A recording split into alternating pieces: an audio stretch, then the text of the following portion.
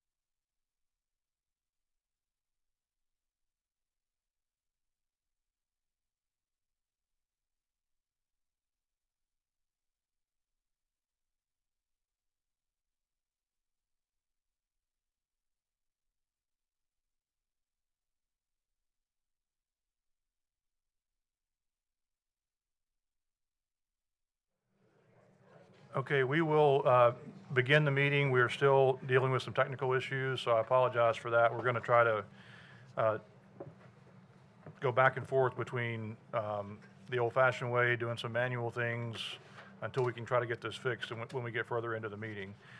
We will start by doing our recording of attendance. We're going to have to do that by roll call vote because the machine is still being started up. So Lydia, if you would please call the roll for attendance.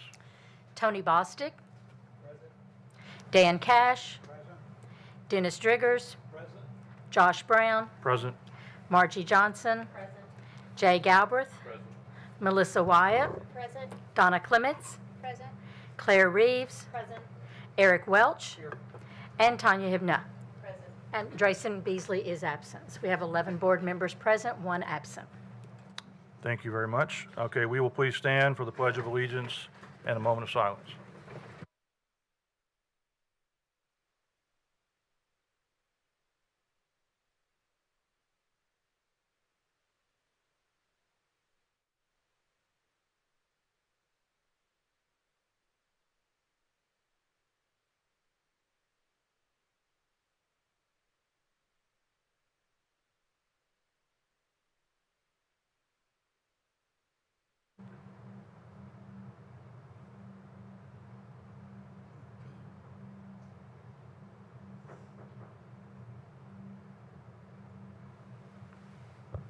Thank you. You may be seated.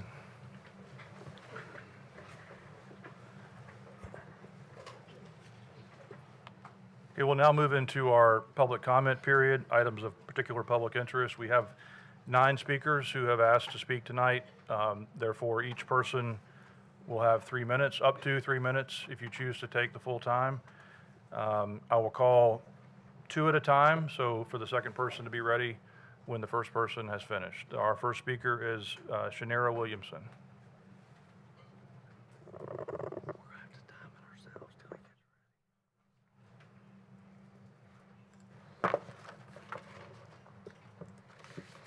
Well, good evening. My name is Shanera Williamson. I've been a resident in Franklin for nearly 2 decades now. Now, we moved to Middle Tennessee for a job, but we really came to Williamson County for the schools. Well, on Saturday, February the 22nd, I attended the Students Speak. That is a forum where Williamson County students shared their experiences in our school, in our schools. They asked the adults in the audience to simply practice active listening. Well, tonight, I wanted to be a conduit of the information that I heard. So I have just quick 3 takeaways from that event. Number 1, the students wanted more mental health resources. Now, as we've seen an increase in anxiety and depression among teens, I thought it was insightful that they would ask for resources like this, and they wanted group counseling to be in area high schools. The second thing that the students noticed was a need for multiple pathways for success. School counselors do a great job of helping kids get ready for college, but the students also wanted information on other options, like career fairs that helped gear them towards other jobs that didn't necessarily need a college degree. Now, I would also add, perhaps a gap year fair could be good to offer other options for high schools. Finally, I observed a discussion between students about the inequities that happen within discipline, and some of those inequities are race-based. One Black student talked about being called the N-word by a white student at a high school basketball game. The Black student admitted that she responded wrongly by calling that child the B-word in response. Now, the Black student was disciplined. She said that the white student was not. Other students concurred that they often take the brunt of racial tensions and have witnessed inequities of their own in their schools. Now, as a parent of 3 Black adults who were once kids here in Williamson County schools, I remember how difficult it was for my own children to absorb those racial stereotypes and slurs and hits to their self-esteem. So I'm just asking you, the adults, to remain vigilant when it comes to equitable disciplinary actions. I think our minors who are racial minorities carry a larger mental load for racial divisions, and the grown-ups around them have not always reconciled those differences. Please don't allow these fear-based slogans, things like being anti-woke, to give us room for unequal disciplinary actions. I believe educators choose this field because they want to help our kids flourish, and adjusting our mirrors to see what lurks in our blind spots is necessary for all of our kids to be seen, valued, and given the tools to succeed. Thank you so much for listening. I appreciate your time.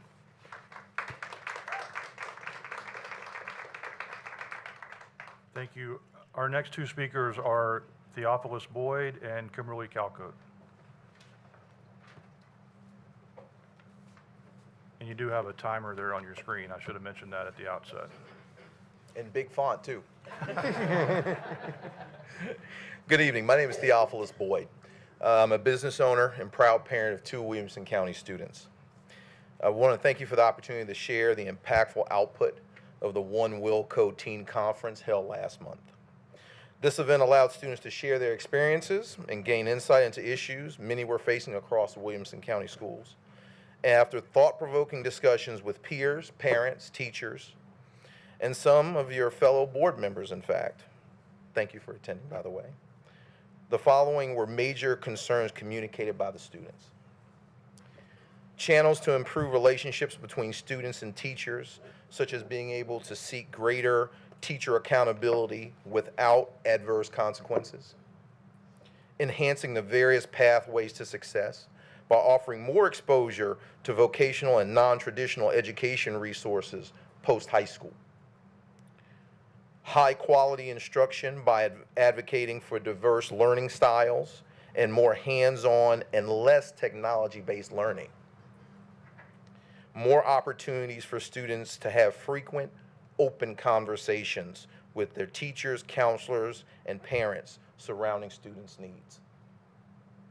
It is our hope that upon reflecting on these issues, that discussions will lead to actionable plans by the board to address these concerns for the betterment of our children, lest we not forget, they are the reasons we are all here. Thank you for your time. Thank you. Kimberly Calcote, followed by Christy Bailey. Hi, my name is Kimberly Calcote, and I've had 4 children attend Williamson County Schools. Since the digital shift to COVID, none of my children have had a hands-on science experiment in any of their science classes from middle school to high school.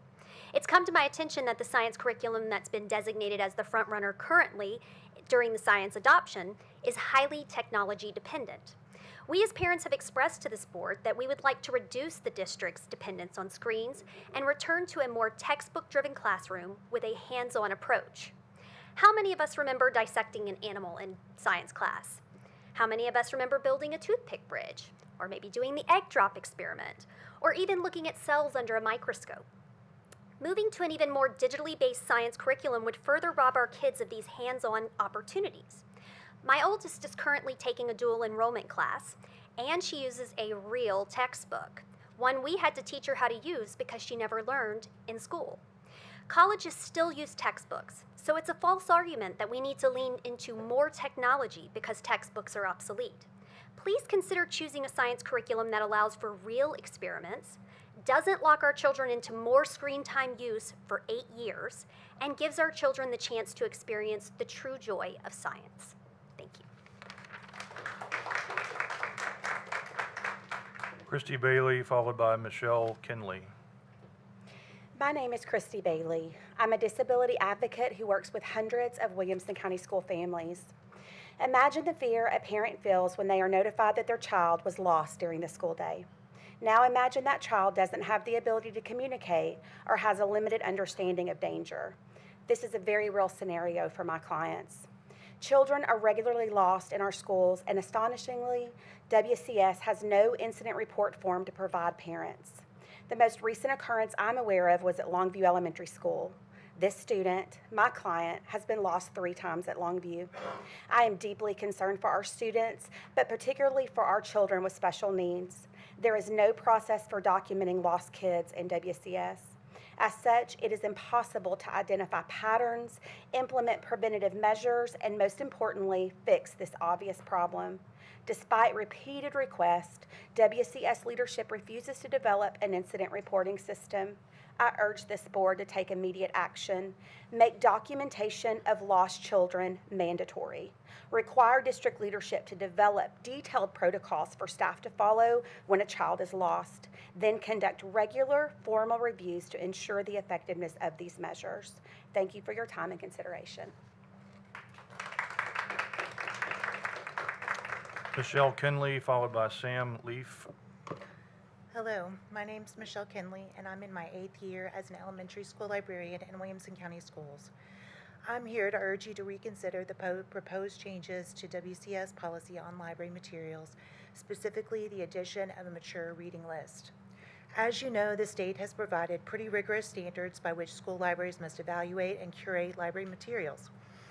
In addition, families have always had the ability to restrict their students' access to library materials.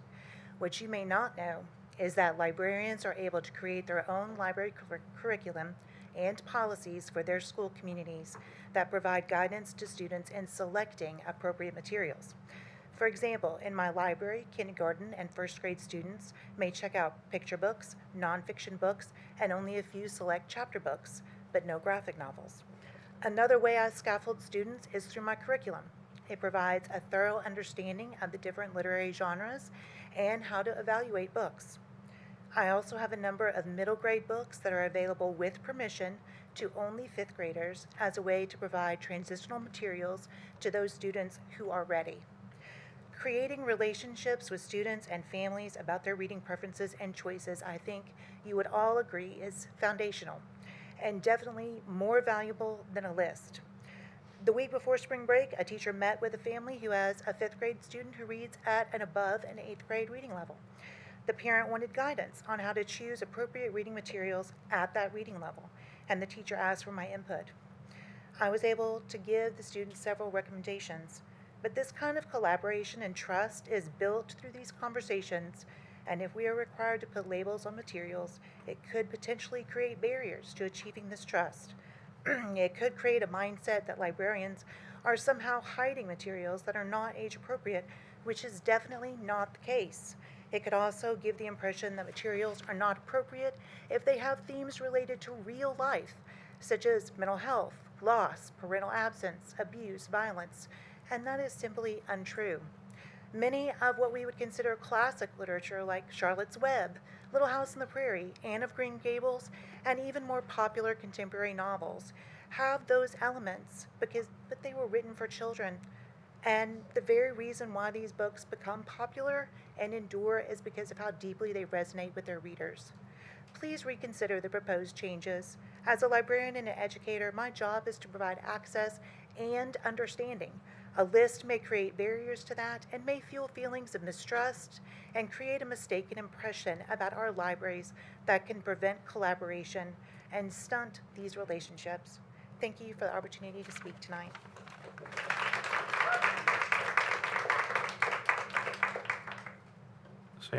Sam Leaf, followed by Ravita Raman.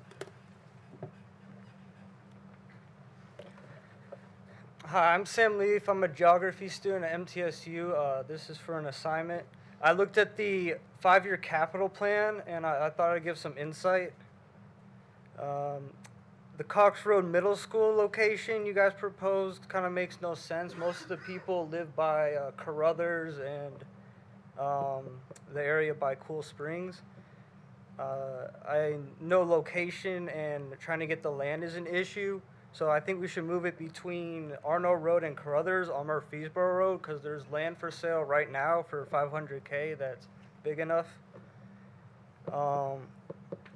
Also, an elementary school on Carruthers as Creekside is busting out and there's new mega neighborhoods being built on Carruthers and on Arno.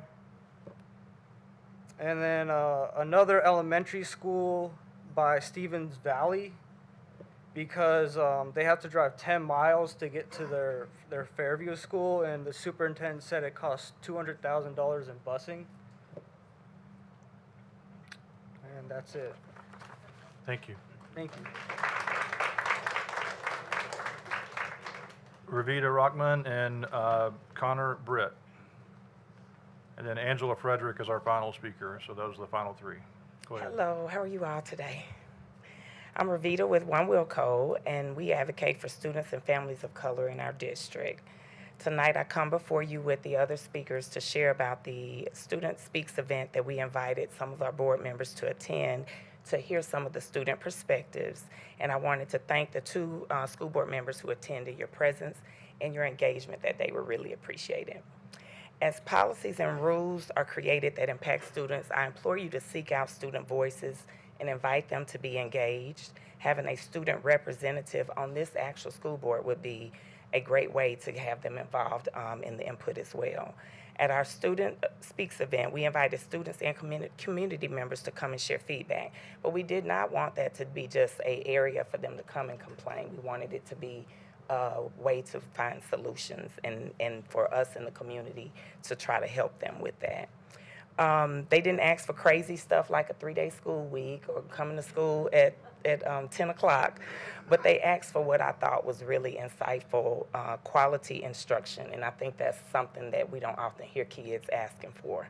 I think the other parent mentioned that as well. So I think more hands-on activities, less copying and pasting from the computer screen, and real-time feedback from the teachers are some of the things that they asked for. They also had the audacity to request accountability for teachers and staff.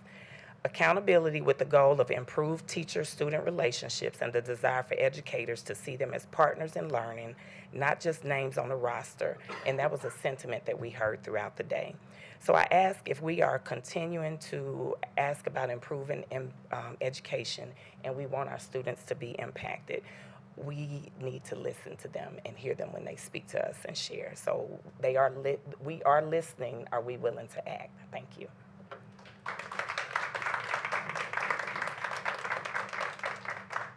Connor Britt, followed by Angela Frederick.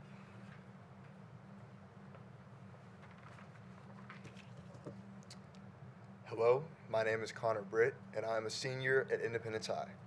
I want to speak today about the impact of hands-on and project-based learning experiences and why it's important to reduce reliance on tech-based instruction in the classroom.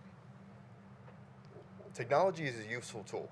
It has enhanced my learning in many ways, but I believe it should not replace the kinds of interactive, engaging experiences that help students absorb and apply what they're being taught.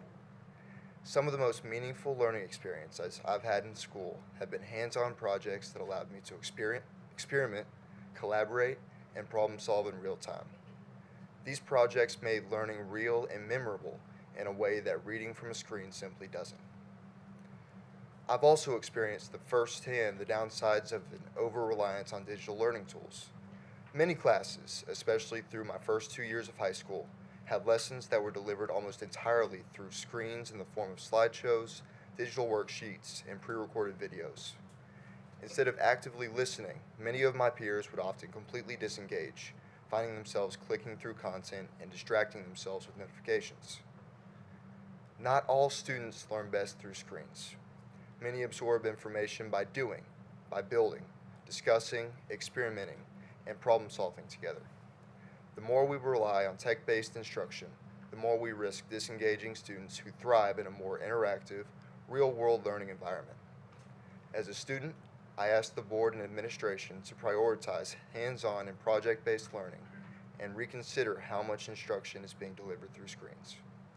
The more interactive and engaging our classes are, the more we will learn, not just for a test, but for life.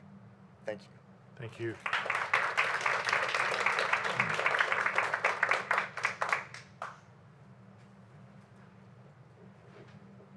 Good evening, board members. I'm Angela Frederick. I'm here representing the Williamson County Education Association. I have a couple of things I want to touch on this evening. I sat in the work session before spring break, so some of this is to do with what we talked about there. But I encourage you all not to delay the approval of textbooks that are up for discussion this evening so that teachers can have time to develop and prepare lessons for next school year. Delaying will have an adverse effect on students, including those who are enrolled in AP courses.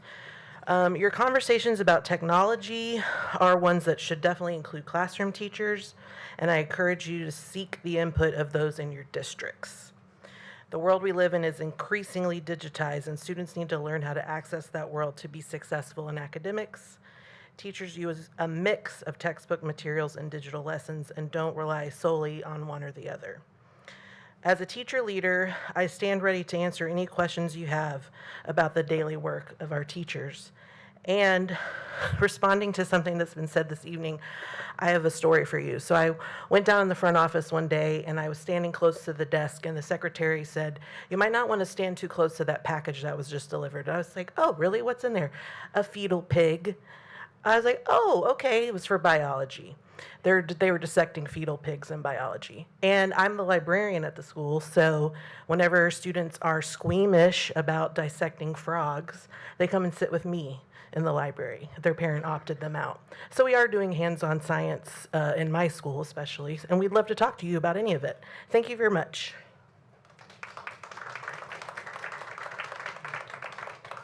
Thank you to all of our speakers, in particular our student, Connor. Thank you for being here.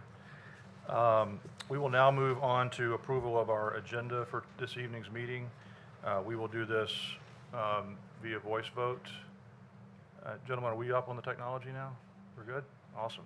All right. Do I have a motion? We have a motion and a second.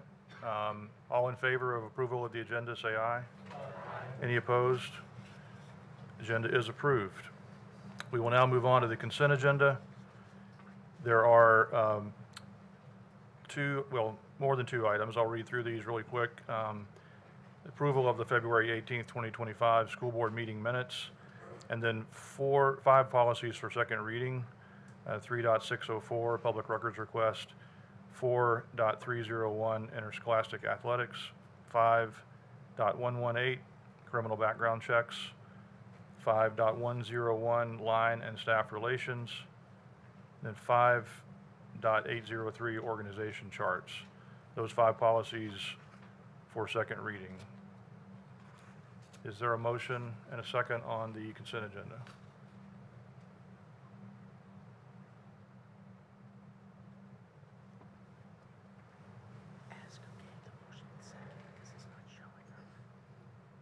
It should.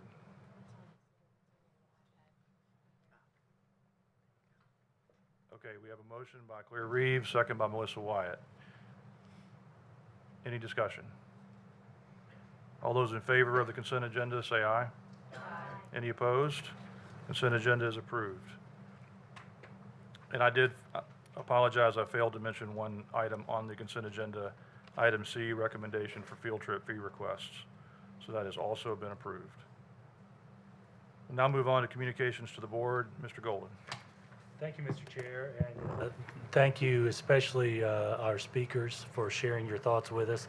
I did want to just briefly touch on a couple of items. Number one, with the science textbooks, currently we are using what we have called online educational resources. 8-9 years ago, Dr. Allen, if I'm not mistaken, we adopted totally online science resources. We are proposing that we go back to textbooks for science. We currently are also doing that with social studies. We anticipate that the state is going to go through the adoption process with social studies probably in 2027 is our projection. I anticipate that all things being equal, we're going to project that for textbooks as well, rather than those online educational resources. And our board had a robust discussion at the work session related to the state-approved textbooks that our team has been vetting. So we'll have a further discussion related to that. I also want to specifically thank those who shared the information from our students regarding ways for us to grow. I also have a conversation with what we call the Superintendent's Advisory Council from student representatives from all of our high schools. Those are really good conversations, and going direct to the source is, I think everybody probably recognizes that from their life experience, is a good place to start. So thank you all for sharing that. I do want to mention specifically with discipline, it is that ongoing effort that we have those expectations for our school administrators, and they have those for their teachers to report. We keep a focus on that. And so every time that there might be a question of whether the mark was missed, we want to hear it. So that we can continue that effort. So thank you all for sharing that. Mr. Chair, also, I want to welcome a number of our principals who are here in the audience. And I think I'm going to have them all as I name them, but it's possible I may miss somebody as I'm looking around at faces. Marissa Block from Woodland, Bill Harlan from Brentwood Middle, Laura Hall from Fairview Middle, Jared Grindstaff from Mill Creek Middle, Clarissa Heyman from Sunset Middle, Elizabeth Vest from Elizabeth, I may not, thank you, Clovercroft, excellent school. Krista Kramer from Hunters Bend, Quinn Williams from Creekside, Dana Finch from Heritage Middle, Kevin Dyson from Centennial High School, and Amy Stevenson from Oakview are here in the audience. So thank you all for being here tonight.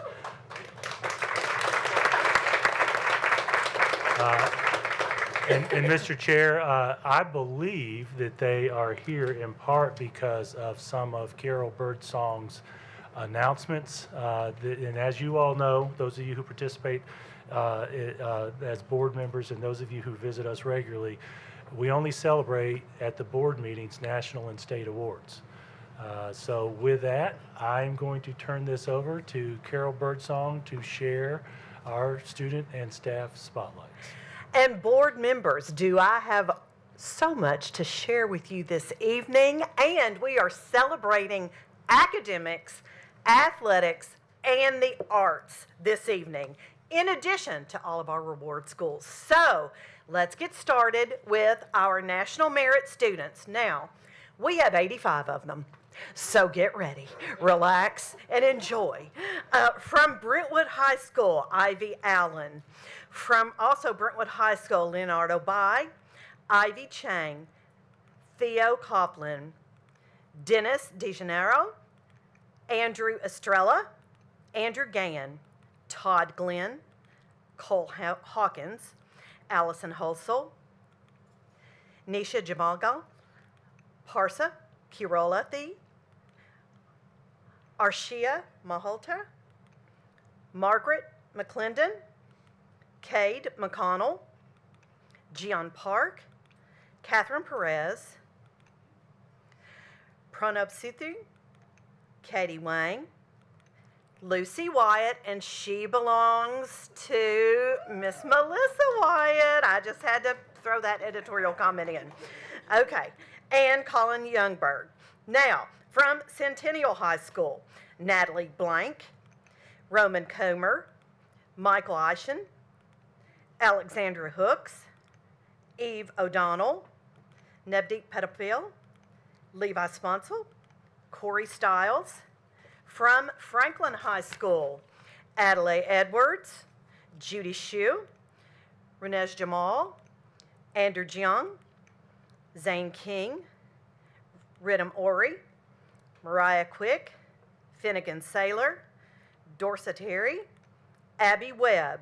From Independence High School, Peyton Brandon, Connor Britt, Brendan Kastner, Katie Krause, Elliot Lindsay, Anthony Paul Linden, Dion Suhai, Aditya Shrikhan, and Nolansville High School, Deepak Balamurigan, Desi Kelly, Samuel McCarthy, Bryce Russell, Emily Sherrill. From Page High School, Sharith Alou, Anna Avery, Mackenzie A., Olivia Lee, Nishan Sundar, William Swallows. From Ravenwood High School,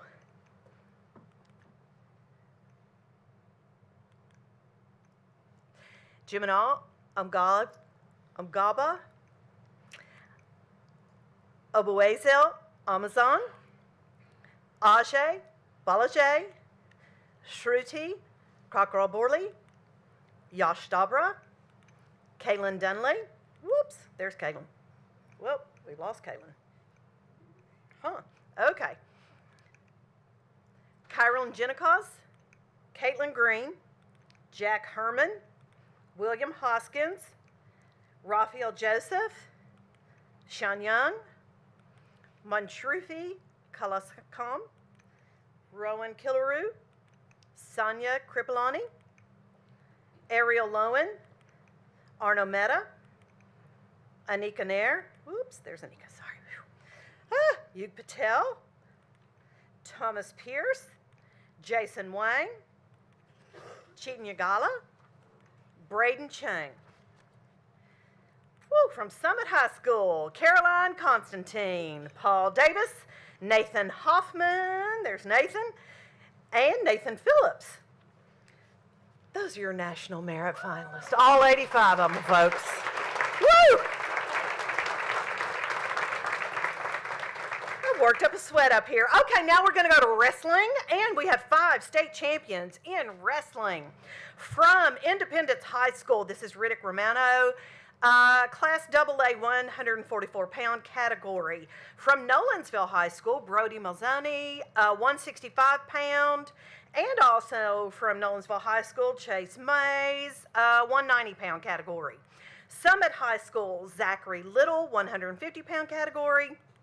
And also from Summit High School, Braden Leach, 157-pound category. So now we're going to All-State Theater. So these are your All-State Theater All-Stars in Acting. From Brentwood High School, Lauren Gilder, Cameron McLean, and Reagan Schmeicher. From Franklin High School, Keller Kennedy. And also from Franklin, Jacob McBrayer. From Independence High School, this is Meredith Hollins.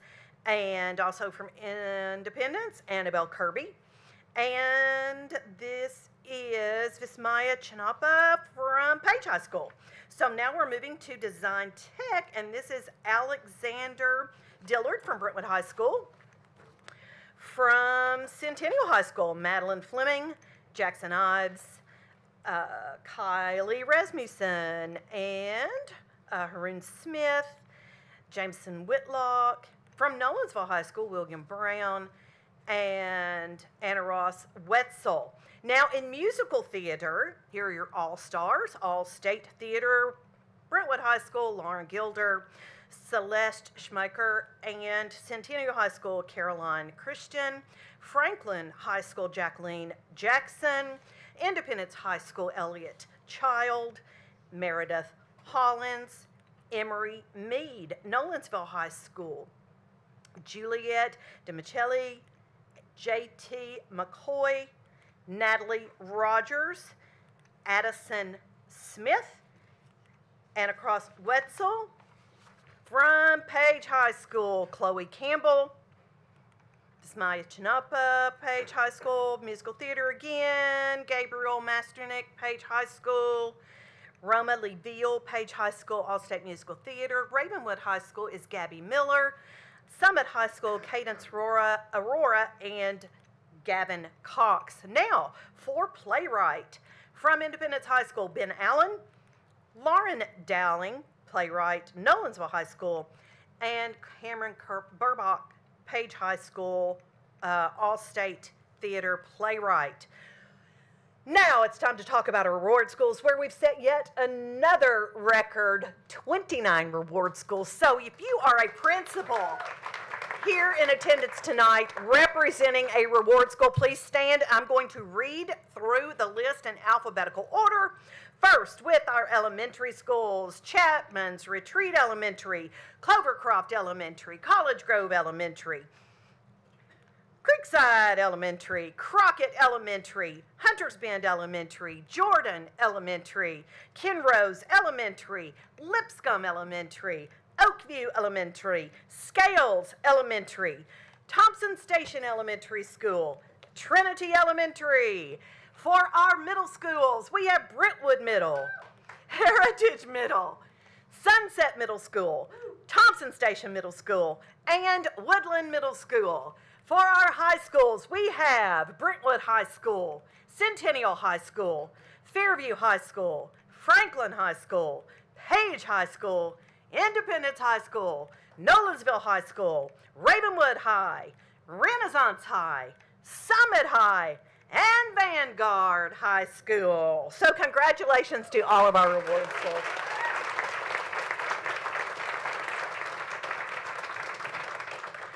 And finally this evening, this is Dr. Alicia Justice, who is the principal of Legacy Middle School, and she has been named the Middle School Principal of the Year by the Tennessee Association of Secondary Schools Principals. Congratulations to all of our students and staff members and schools.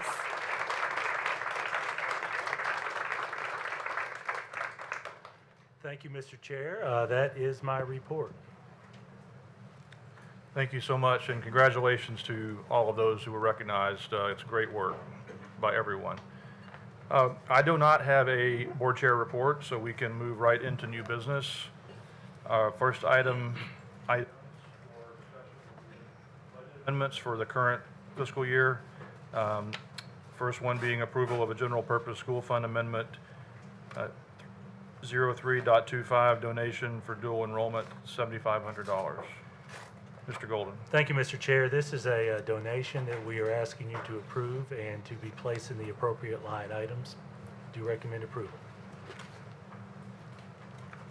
We have a motion by Mr. Bostic, second by Dr. Reeves. Any discussion? All right, we'll need to vote on our machines on this one, so please proceed to vote.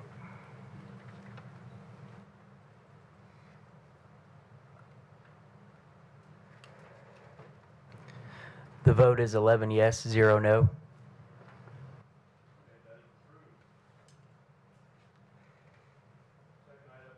approval of general purpose school fund amendment 03.25 donation for safety equipment in the amount of $6,500.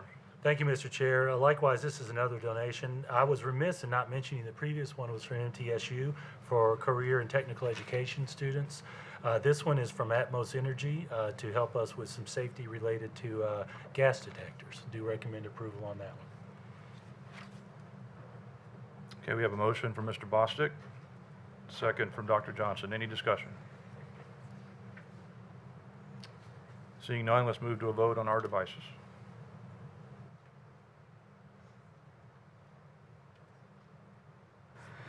The vote is 11 yes, 0 no. We will now move to the second item of new business, which is approval of the fiscal year 25-26 school year budget. Budgets, plural, since there are 4 of them that we need to approve tonight. Let me, before I turn it over to Mr. Golden and Ms. Farmer and others, just say thank you to, especially to Ms. Farmer.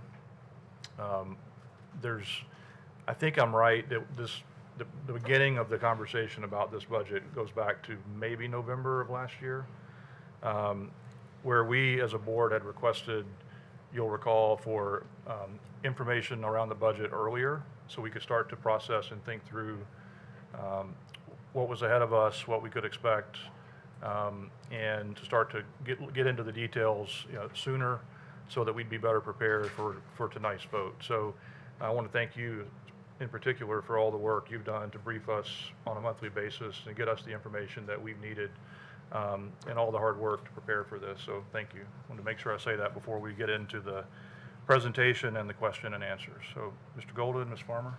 Thank you, Mr. Chair. I did want to echo what you had said, thanking the board for the discussion, especially the last couple of days before the end of the fall break, or spring break rather. I'm living in the past. We had a number of questions from board members related to that.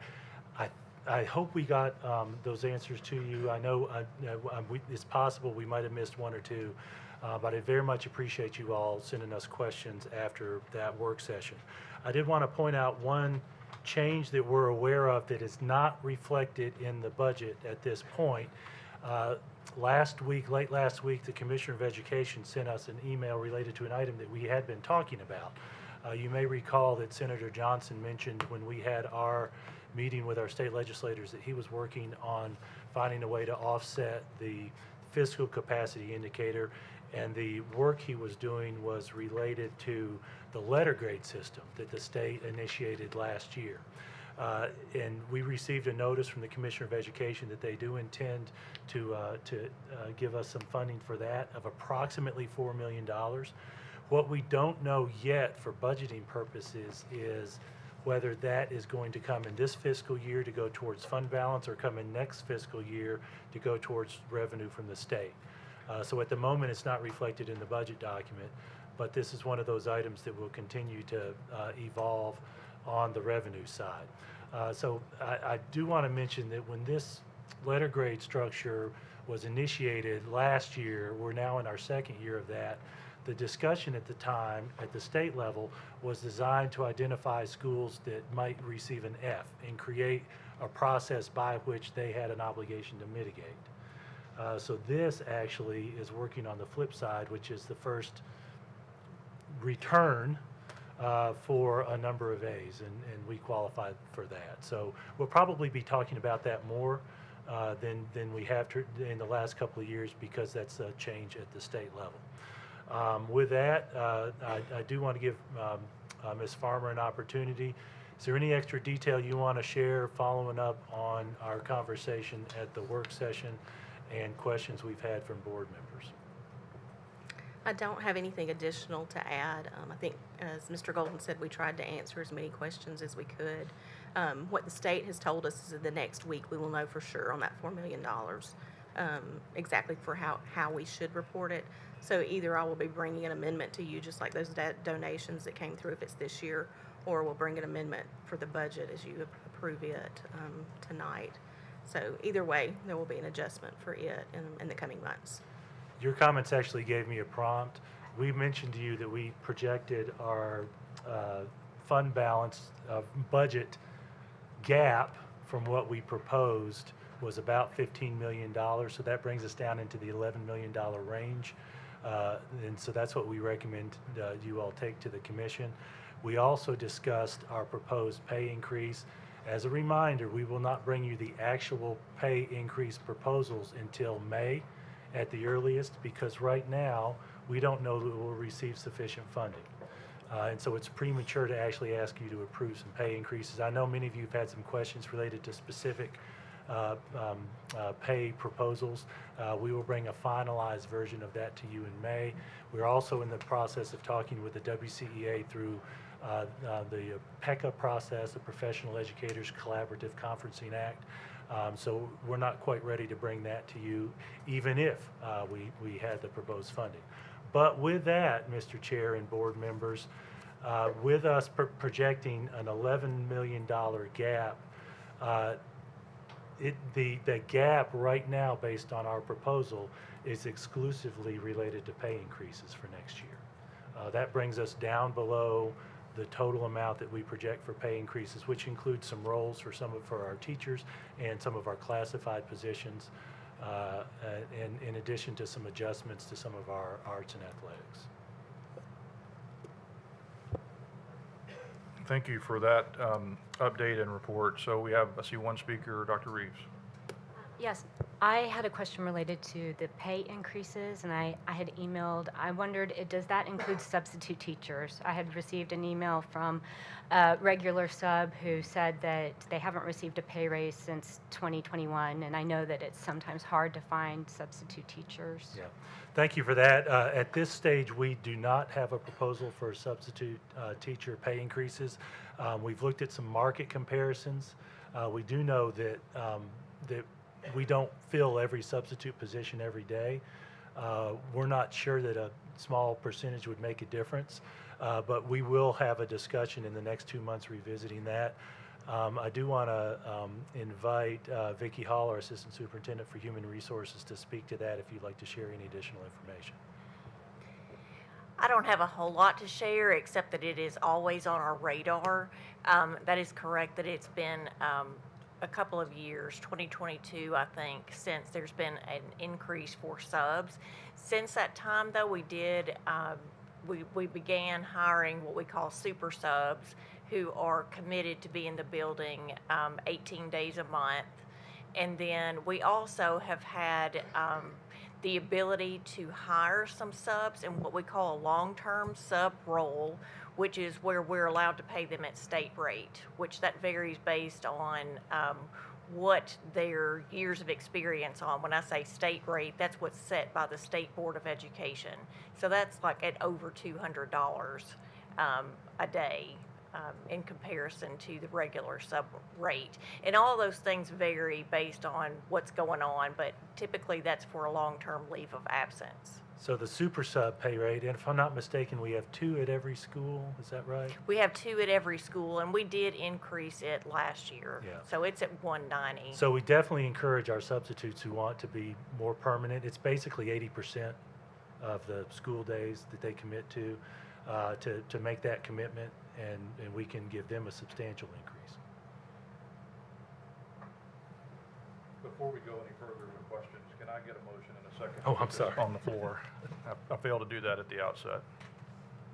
We have a motion by Mr. Welch, second by Mr. Galbraith. Okay, and Mr. Galbraith, you're recognized. So, Claire, thanks for speaking to that. But just, Ms. Farmer, for subs, what's the approximate line item for subs? What do we spend on subs annually? I'll have to check for you. Okay. I hadn't thought about that. That's a great question. But so I guess when we look at that, I guess I would propose that Jason, if you could look at not so much a percentage increase, but what we spend and what an appropriate increase would look like that would be meaningful. So I can't think of anybody. I mean, given what other pay for both teachers and for classified employees have done over the last 4 years, like I could see some people thinking, what, you know, what, do you not value the subs as much, and they're critical to what we do. Yeah, so. thank you for that. And I'm gonna take an additional step based on your comment. We will also compare our actual spending to our budgeted, because if we don't fill them all, we should have some remaining funds in that line.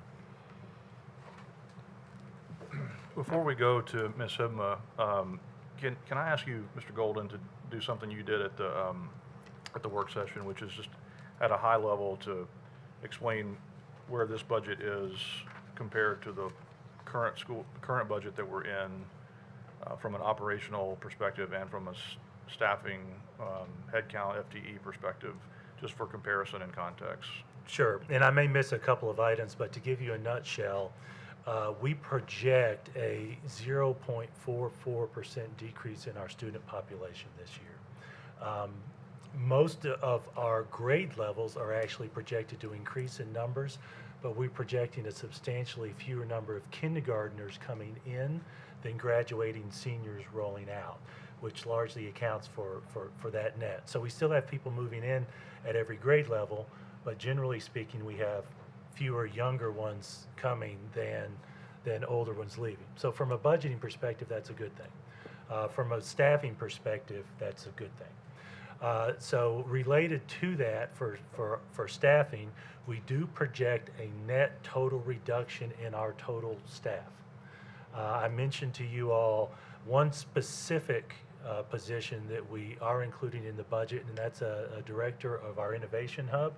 We intend to open our Innovation Hub in fall of 2026, but we need that Innovation Hub director online to work in that year before it opens, to put together curriculum, get students signed up, etc. One item related to that I didn't mention at the work session, because we heard some conversation, I know Ms. Rockmont and some others who spoke to this, alternative paths for careers are going to be directly impacted by that Innovation Hub. I did give you every program that we intend to put in that Innovation Hub. But from an overall perspective at the budget, a net reduction based on our evaluation of our staffing standards at each school and in our programming. On the operations side of the budget, we do project a net $1 million decrease in our operations cost compared to last year, not including our request related to computers and Chromebook replacements.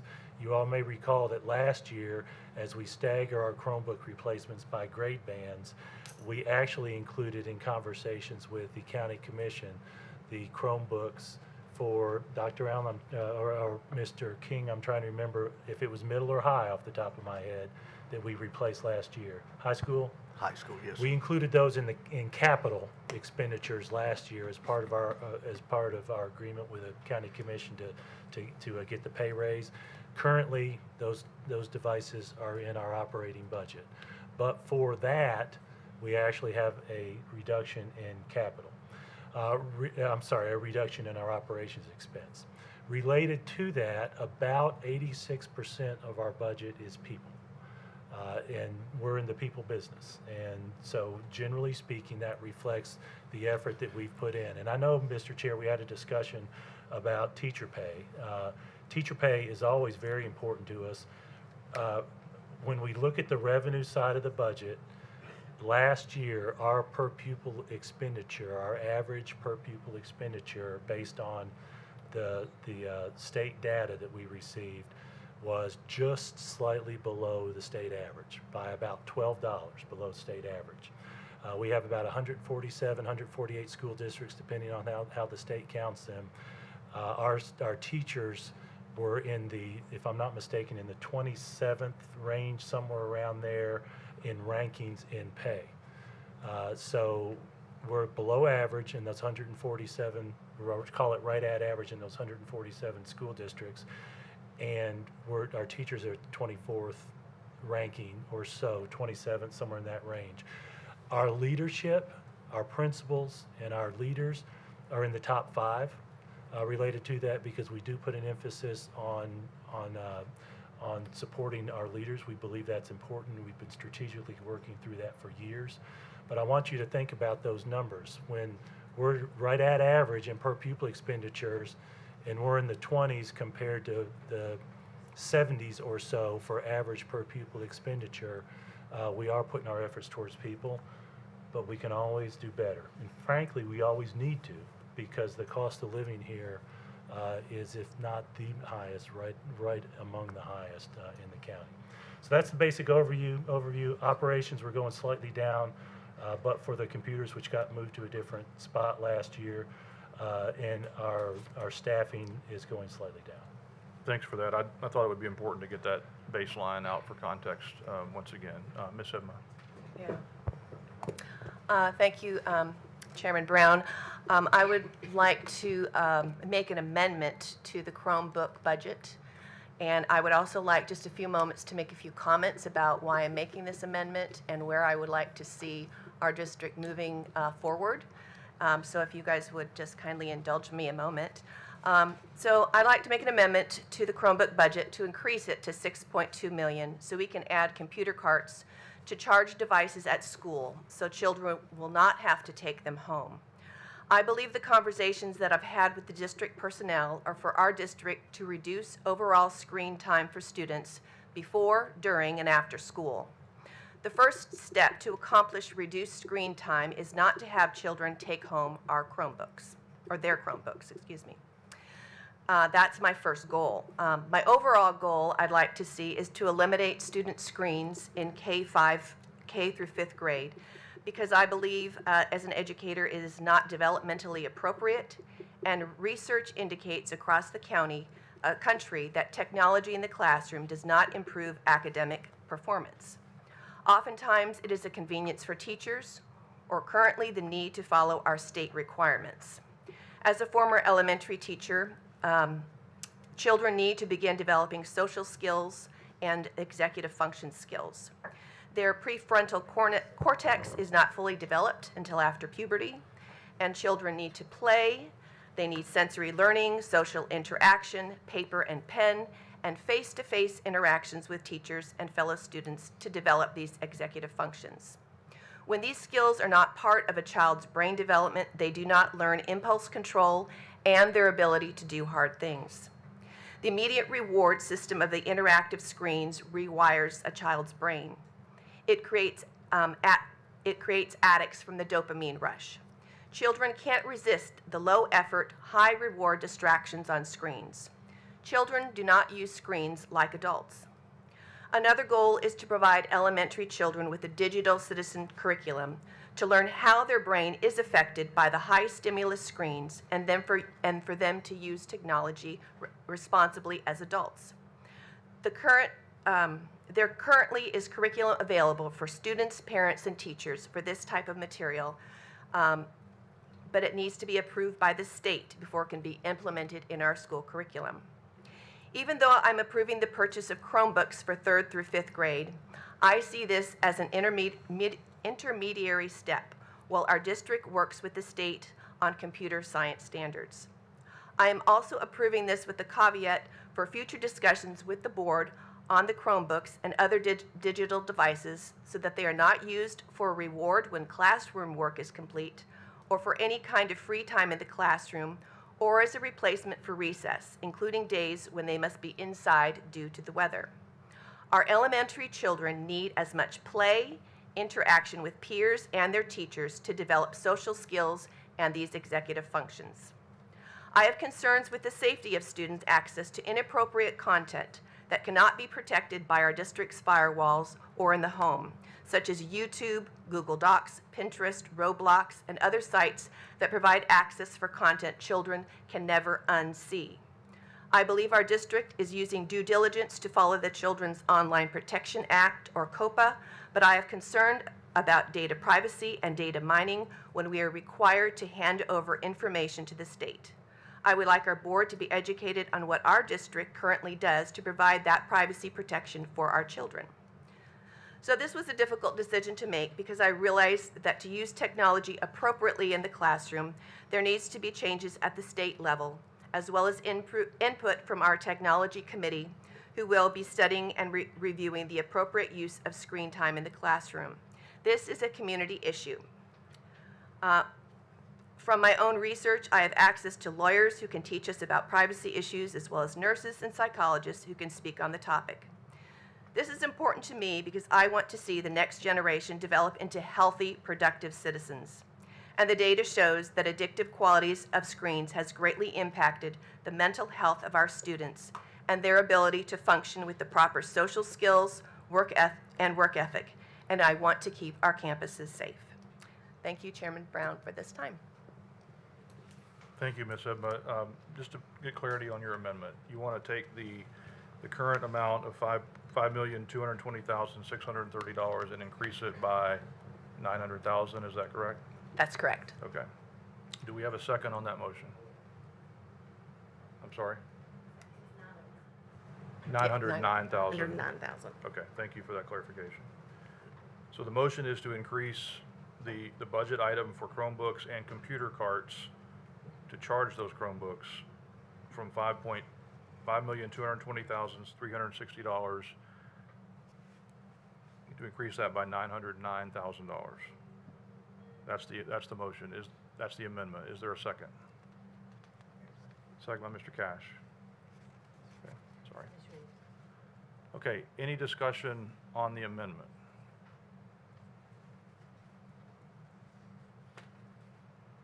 Mr. Galbraith.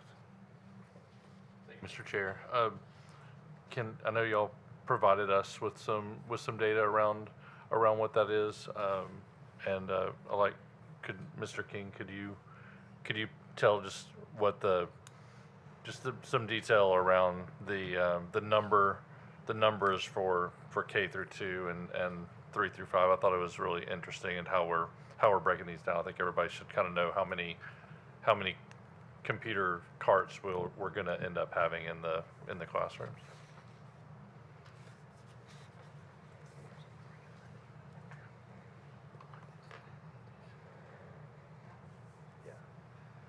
So, yes, sir, with this amendment, it would be a total of 866 carts for the elementary schools.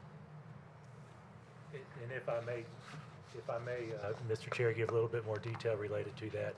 Our original budget proposed sufficient carts for K through 2 I'm sorry. Yeah, that's correct. And they, for K and 1, we were going to reduce it to 1 cart per every other classroom. So the 800 includes adding sufficient carts to cover grades 3 through 5. Yes, sir. That is correct. We had in the budget already was carts for kindergarten and first for every other classroom. We were going to reduce the number of Chromebooks in those grades. And then in the original budget, there was a Chromebook for every classroom for second grade. So now we're adding, this amendment would add 3, 4, and 5 to that. And if I may, I'm going to give a little bit of history related to that. Those who've been in the district a long time know that for many years, our PTOs supported purchasing devices and carts. 2 strategic plans ago, we had a goal for everyone to have a device. Obviously, there's been a lot of research since then. The state standards speak to students who arrive at our schools as kindergartners having spent multiple hours per day on their devices. And so the state standards in its preface generally describe an intention to help students learn how to appropriately use technology when they enter school. As our PTOs did that many years ago, there was a transition, and I'm estimating 12, 14, maybe even 15 years ago, where we started a process of what was called BYOT, Bring Your Own Technology. I'm just going to be blunt. We didn't find that worked well. It included issues related to some of those comments that Ms. Hibma mentioned with respect to protecting every device, security issues, et cetera. So this is, if this passes and we were able to fund it through the commission, a step towards bringing it back in-house a little bit, especially at the elementary level.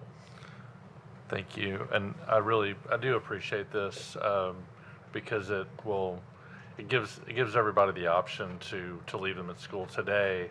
Today we don't even have the option to leave them at school because you'd have 30 computers stacked up on a counter somewhere and nowhere to charge them. So I think this helps give some options. I don't think we're saying that they can't take them home. We're hopefully moving in a direction where they're not required to take them home. But that can evolve as can the number of computers that we actually have, our ratios in the elementary school. So I'm fine with doing the refresh and repurchasing the old computers that we have now. But I look forward to hearing from the committee. I'm glad we're doing the technology committee to understand from all stakeholders as we kind of evaluate how we use technology in the classroom and in and out of the classroom, because over time, just because we're buying these computers for 3 through 5 today doesn't mean they can't be repurposed later if we decide to reduce ratios or do something in the future. So I completely approve this budget amendment. Dr. Johnson, are you wanting to be recognized on the amendment? Yeah. Okay. I guess. Go yeah. ahead, please. I have some questions. Yeah. So I have questions about the final number. I'm looking at a Chromebook plan that was sent to us. So now this has 6,164,460 for Chromebooks to be replaced, but I'm assuming we've reduced that amount. From that form, yes, ma'am. It's Yeah. changed. So how much are we spending now? It was like 5 point what million? I'm sorry, we got things in all different places, so I'm trying to make sure I understand. $5,220,360 was the latest request. Okay. For Chromebooks and carts, and that's Now, does that include K1 being reduced or K5 being reduced? That's K1. Okay, being are we gonna reduced. look at reducing K5? So let me give a little bit more detail to that. We intend not to purchase new devices for K2. Okay. Our plan is to take the existing devices that are near end of life, that we're replacing, use those that are still in the best shape at K2, and actually purchase for 3 through 5. So, Mr. King, can you speak to the numbers for those? Because that was going to be my next Yeah, question. you're saying that because the numbers don't add up. It Yeah, seems like 'cause not enough. Yeah, Yeah, that's why I right. was trying. And I was also just trying to figure out how we had a budget increase for carts when we were actually decreasing the number of purchase. Well, the original budget didn't have carts Right. because we were just going to buy Chromebooks 1-to-1 and stay as normal. But Okay. we've changed. That's the reason that amendment. what we sent is a little Gotcha. outdated, and we'll update that.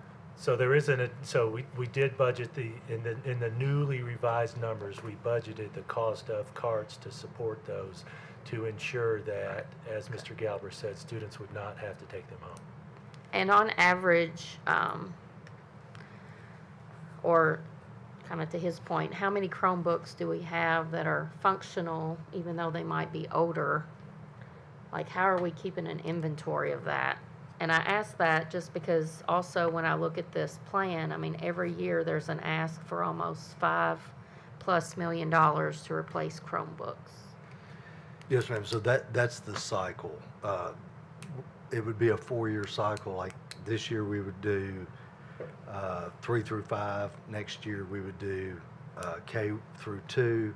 The following year, we're back to middle school, and then the following year, we're back to high school, and then we start the process because that's the expected life of a Chromebook.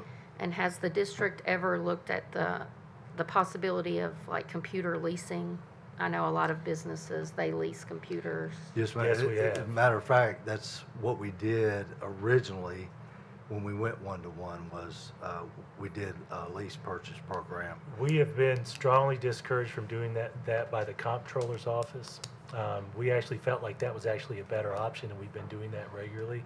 Okay. Ms. Farmer, can you speak to some of that detail? Sure. So 3 years ago now, before then, we were making lease payments, and that's how we purchased. The comptroller's office changed their position a little bit, and at that point in time, we then had to begin submitting to them pre-approval before we could do a lease. The thought process being that the finance charges charged on those leases was too high, that it was for tax dollars. Was kind of, I think, the thought process behind it. And so we submitted, and we were rejected and told that it would be a better option to purchase outright or to try to finance through a bank versus a lease.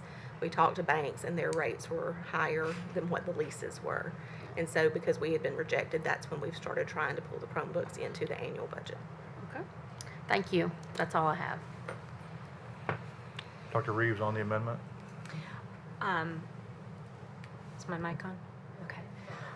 I also just wanted to express thanks for providing the cart option. You know, I spoke about this at the work session with regards to through fifth graders having to bring computers home every day and how heavy they are. And I think a lot of parents in our community are going to be very thankful that we are making it a priority. And actually, you know, while it does require an addition to the budget, I think that our parent community and our students are going to benefit from it. So I just wanted to say thank you. Any other comments or questions on the amendment? All right, we will vote on the amendment, and then we will go back to a discussion on the original budget as amended. I do recommend approval. Thank you.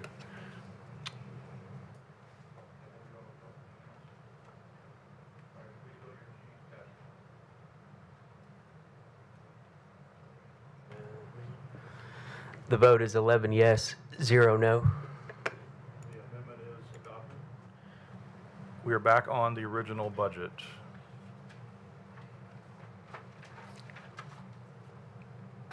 Ms. Clements. We were talking about substitute raises, and I like that learning more about the super subs and how that works. But I wanted to ask, how are we, I brought this up before, we have some teachers who are carrying a heavier load. Say in middle school, you have 3 math teachers, 3 science teachers, three social studies teachers, but only 2 language arts teachers. They're doing 33% more work. I have learned recently that there are districts that will pay overages for teachers who are carrying a heavier load. And I want to speak to that because in those situations, we have a larger class size. We have teachers that are pushing the state limit with 30 or 35 students. And we all know that in education, in the education business, in the education standard, that the golden number is class size. I've taught in middle school and had 30 plus students, and I've taught and had 18. And it's a totally different experience. You can learn your students. Teachers do much better. So overall, when we're looking at our budget, I really want to ideally have our class sizes getting smaller and increasing teacher incentives and stipends for teachers who might want to be a mentor and kind of looking, just overall looking at some of our educational practices a little differently. Because at the end of the day, I think our class size will do better if we have smaller class sizes and teachers who are paid more. Thank you for that, Ms. Clements. Let me make a couple of comments. We do have conversations with our teachers organization, the WCA, about pay issues. We actually have an obligation via the state rules to do that. But frankly, we do that intentionally, and it's actually good to have conversations. I am in a moment going to call on Dr. Webb, who chairs that discussion team for us. She's our, well, the old terminology was chief representative, but I don't know that they use the old terminology anymore, to speak to some of our conversations with our teacher leaders related to that, and to speak to that variation that may happen based on how particular schools schedule. I do want to refer you in the budget document to our school-by-school position control report, where we address that. For some of our smaller schools, especially our high schools and our middle schools, we do have a lower pupil-teacher ratio because we want to make sure we have the appropriate course offerings. So you will see that substantial difference in some of our smaller schools. You might have fewer students at those smaller schools in particular classes because we want to make sure that we have enough staffing for those schools to make, because we want those opportunities to be there. On the numbers where the state gives us caps for class size, they actually do it in two main ways. It's individual classes and then class ranges, grade band ranges, K2 and 3 through, actually I'm trying to remember now, 3 through K3 and then 4 through 6, and then 7th and 8th. And so, especially at the middle school, it's peculiar because the 6th grade is a singleton class, but at our middle schools, whereas the state actually does evaluates us based on a grade 3 through 6, I mean a grade 4 through 6 range. So it can be peculiar as we do that math. With that, I will ask Dr. Webb to speak to those two issues. Thank you, Mr. Golden, and thank you for the question. So our PECA conversations are ongoing. We still have additional meetings to take place, but to Mr. Golden's point, that is a topic of our conversation about teachers taking on additional responsibilities. We have a couple of items currently that we're continuing to discuss in regards to sub-coverage and how classes are covered when we're short-staffed. That's something that we've been talking about at length, but there are some variations that you'll see in additional pay for teachers. As an example, when we have at the secondary level, let's just say a school is short a math teacher and we're unable to find a person to fill that position, and teachers give up study halls and planning periods to take on additional staffing. So if a teacher typically at a high school teaches 5 classes as a full-time load, and we need them to take on a 6th class, and they are willing to do that due to a staff shortage, they do receive additional pay to do that. At the middle school level, I know there have been some questions about the variation in class size and the variation in courses.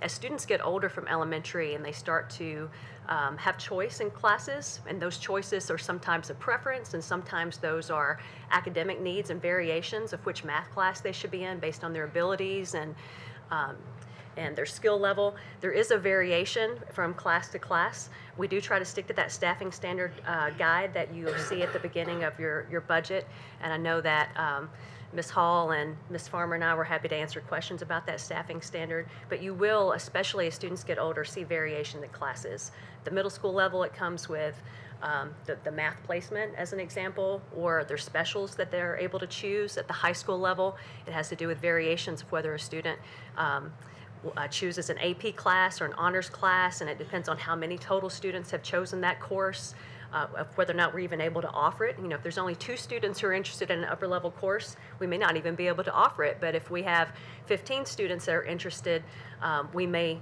go ahead to choose to offer that course, but it means that another math class or another history class will have to have additional students in it to be able to offer it. So those variations we look at closely to try to keep a balance. That's why at the beginning of the school year, you know, our principals will tell parents after the first day of school, and we have, you know, if a school has an additional enrollment and 50 unexpected students come in to register, it may mean that the second day of school we balance some classes so that it doesn't end up that 32 kids are in one geometry class and 20 students in a different geometry class. We do try to balance those out right as the school year is beginning, and our assistant principals who are schedulers work throughout the summer to try to keep that balance as new students register. But there is a little bit of a math balancing that happens, and there are some variations that occur. But we're super cognizant of that fact to try to keep the smallest number of students in any various class that we possibly can. And I may be overstating this, but especially at the middle school level, we see that more often in, say, comparing ELA, English Language Arts classes to math, because in math, our middle schools, generally speaking, are offering 6th, 7th, 8th grade math, Algebra 1, and geometry, and whereas the ELA classes are fewer. And so you might see a higher number in an English class than you would in a math class just because of those offerings. But again, on the pay side, it is worth a continued discussion with the Education Association. Thank you. I would like to see us move up from that 27th rank. Yeah. Paying our teachers more. At the end of the day, I just want their morale. I think we'll see them staying more, and so. Thank you for that, and we agree with that. We don't have direct control over our revenue side of the budget, but we have influence on it. And those ongoing conversations with our state legislators, with our county commission, I definitely encourage you all to have those and develop relationships with them. The cost of living here in Williamson County, I've alluded to it already just briefly. There is a cost of living factor in the TISA funding formula. That's the state method, but as I understand it right now, it's not funded. So there is still some room for growth and improvement. Dr. Johnson? Thank you. So, you know, I ran on a campaign of fiscal accountability, so you know that I have combed through this budget because we only have so much revenue. My goal is to get the funding as close to the classroom as possible in terms of TAs, like the people who work every day with the students. And I do appreciate that we pay our leaders very well. I was very disappointed when we got the TSBA data and saw that our teachers were ranked 27th in the state because I like to be number one at everything. But so, you know, in combing through the budget, there's lots of positions that I question at the district level, even at the school level. And when I've asked for data, like what do these positions do? Can you show me data on their impact? And, you know, also backing up that, you know, educational research supports that the classroom teacher is the one who impacts the students the most. So with all that being said, I know when we did the 5-year capital plan, we were told to pass it, that the budget would come back to us. Is that the case here? Or if we want to change something, we actually have to do line by line amendments? Thank you for that question. This budget, as proposed, includes our staffing standards, includes our position control report. We will rely on your vote for staffing. When it comes to pay for individual positions, that will come back to you. Our proposal on the revenue side and expense side of the budget related to pay is based on Mayor Anderson telling the commission at their public meetings he intends to increase spending for pay by 4%. That doesn't mean a 4% raise for everybody. I want to make sure that's clear. Right, we've talked about that. That's right, but I'm not sure everybody here has heard that. Yeah, that's true. And so our proposed budget includes that, and then we intend to bring you our proposal for that in May if we get a projection from the county commission that we will receive sufficient funding from them to do that. And if we don't receive sufficient funding, then we would have to come back to the drawing board and look at line item cuts and things of that nature. That's exactly right. Okay.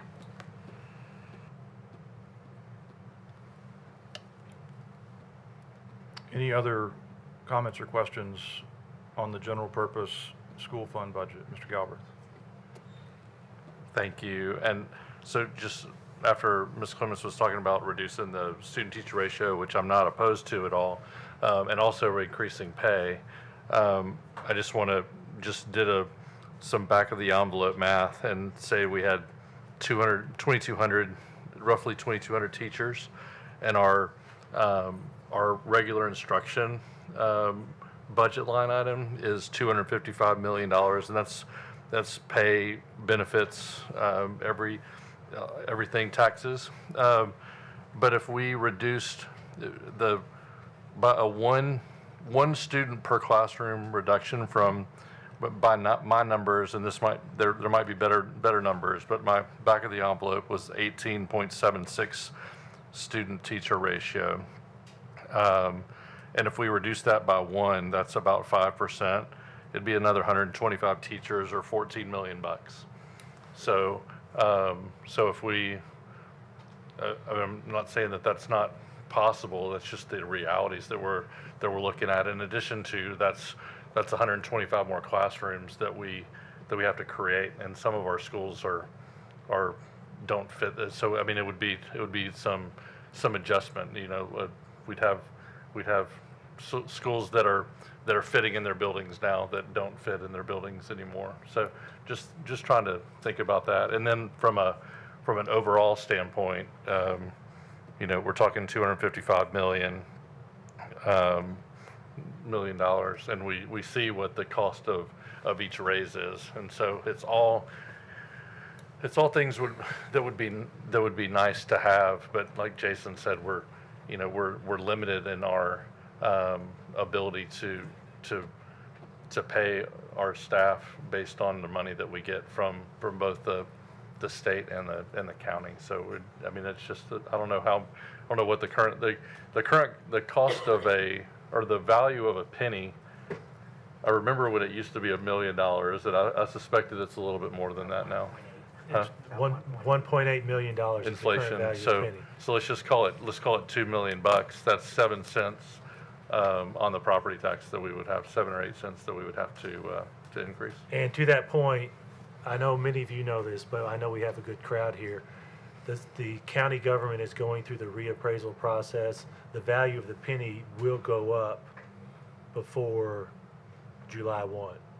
Currently, it's at 1.8 million. That reappraisal may make a substantial difference.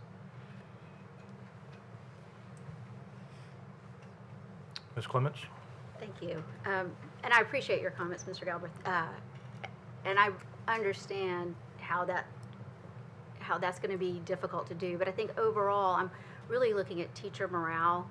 And as Dr. Johnson said, getting as much money straight to the classroom. I know we've had discussion on instructional coaches. These are master teachers that aren't in the classroom anymore. And curriculum specialists, master teachers who aren't in the classroom anymore. And I think maybe we could look at ways to restructure it. I don't see this model used a lot. I think it's new to us. I think we started doing this, as Dr. Allen said, in 2021 is when we added the instructional coaches. So. We began, Dr. Looney brought instruction. He was the first one to introduce instructional coaches. That was prior to me joining the district, okay. Mr. Golden, 2009, 2010. I thought we had some discussion I had jotted down that it was 2021 when We've taken steps towards it. So during those first few years, they were doing multiple tasks, and then we have added capacity with our instructional coaches in more recent years. And Dr. Allen, I think you're probably right. I think maybe 2010, but again, they were doing intervention work plus coaching. Maybe there may have been some other work there as well. Ms. Clemens, to your point, the significant change did come in 2020, and it was the hiring of interventionists to work specifically with students in Tier 3, which freed the coaches up to do what their original intent was, which was to coach with the teachers. Okay. Yeah, so that was the 2020 reference that we had. Okay, thank you. And I will tell you, related to that, we are seeing it more and more around the state. The state actually added a category this year, if I'm not mistaken, Rachel, for coaches to separate it out because the state recognizes that trend. we found that it's making a difference for our teachers. I know, Dr. Johnson, we've had some detailed discussions about data, and there's so many variables. We don't have specific data to attribute that to, but we do have experiential shares from our team, plus the ultimate student data. So that's an item that we know we're going to continue to work on in getting data to show that.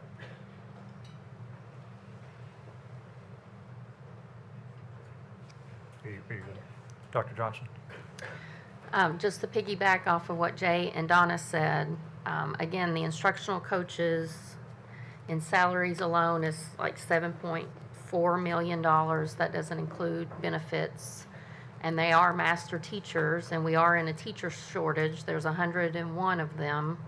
You know, have we considered getting them back in the classroom and looking at a different coaching model, such as I know I've seen coaching models where they'll pay them stipends, you can do release time, you can get creative in ways that you might do a coaching model. And yes, we do have very high scores as all students, but I actually did some digging in the TCAP subgroup data, which I would think that the instructional coaches would be focusing on. And many times our subgroups, which are, if you're not familiar with TCAP subgroups, that's like Black, Hispanic, Native American, then you have economically disadvantaged, you have English learners, students with disabilities, and super subgroups. Most of those subgroup students fall, I'm just looking at it quickly, 15% plus behind the other groups, like the all group. So for example, the English 3rd through 5th is 70.8, but your students with disability are 31.2, your economically disadvantaged are 34.2, and so that's a difference of like 39.6%, 36.6%. So again, I'm wondering what the focus for the instructional coaches are. Do we have information about coaching skills, coaching model? Have we looked at potentially changing that?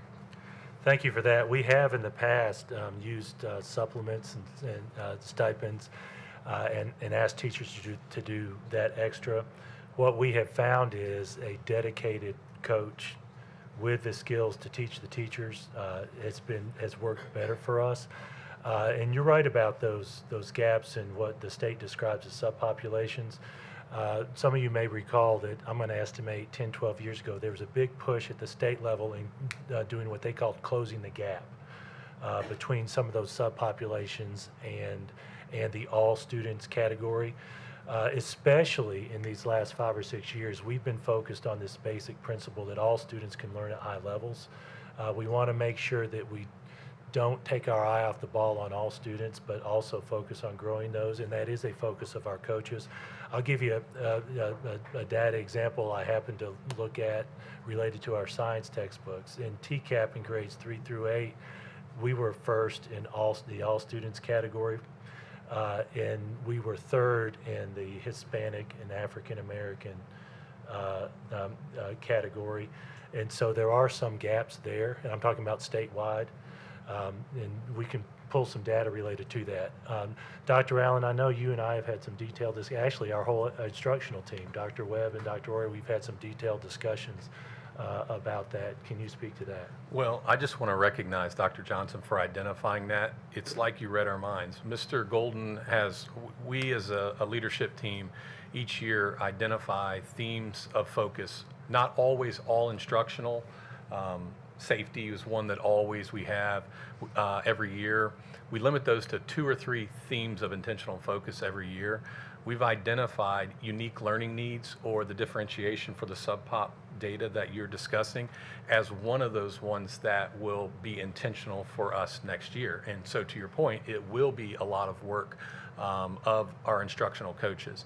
When we have a theme like that, it means we focus our professional development. It means we focus our work with our leadership team, all of those particular areas, because that is an area that we feel like we can do better in. The achievement levels, as you mentioned, with those sub-pops, are areas that we really will target. We also have growth data that supports that we are doing some things really well with those sub-pops. So we really balance both of those. But to your point, I just want to recognize the fact it's like you read our mind. That's going to be our intentional focus next year, is what can we do for all of the unique learning needs. So it could be students with disability, it could be students who have characteristics of dyslexia, it could be English language learners. Teachers have a classroom of very diverse learners, and we believe that we can better support our teachers in how to address those unique learning needs. And that's going to be some of the work of the coaches, as you mentioned. So I appreciate you sharing that point.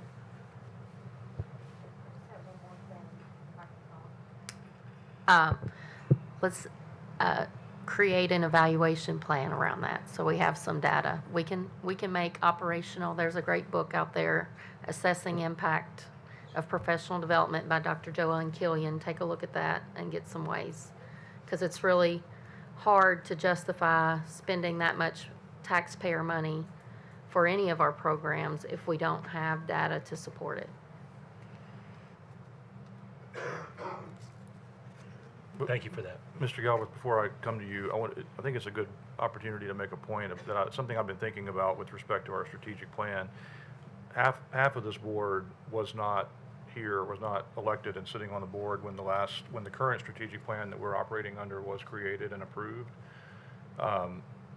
In my mind, at least, the budget should be a reflection of the district's priorities and strategic direction. That's what it should be. And I think some of the things we're talking about here kind of rise to the level of being more strategic conversations about what's our instructional philosophy going to be as a district, because that's going to drive our staffing, our positions, or the number of positions we have in any different area. That's going to all flow out of our philosophy and our strategic plan. So I might suggest that that's something that we maybe revisit the strategic plan, not for a wholesale review or wholesale readoption, if you will, but maybe for modification sometime in the next 90 days, 120 days, just because that gives the new board members a chance to participate in a conversation about the plan, maybe make modifications that might include some of these things regarding strategic direction, staffing, instructional philosophy, all those things. I think rather than trying to deal with it as a budget modification now, which might be short-sighted, deal with it more holistically as part of the strategic plan. It's just a suggestion. And I wanted to say that in the context of this discussion, because I think that's where this is going a little bit. Mr. Galbraith. Thank you for that, Mr. Chair. I do want to say, and Dr. Allen, I could be mistaken lately, but the last time I saw the subgroup data compared to our overall achievement, yes, the gap was bigger than normal. But if I recall correctly, our subgroups were performing at greater than the state average in most areas, if I'm not mistaken.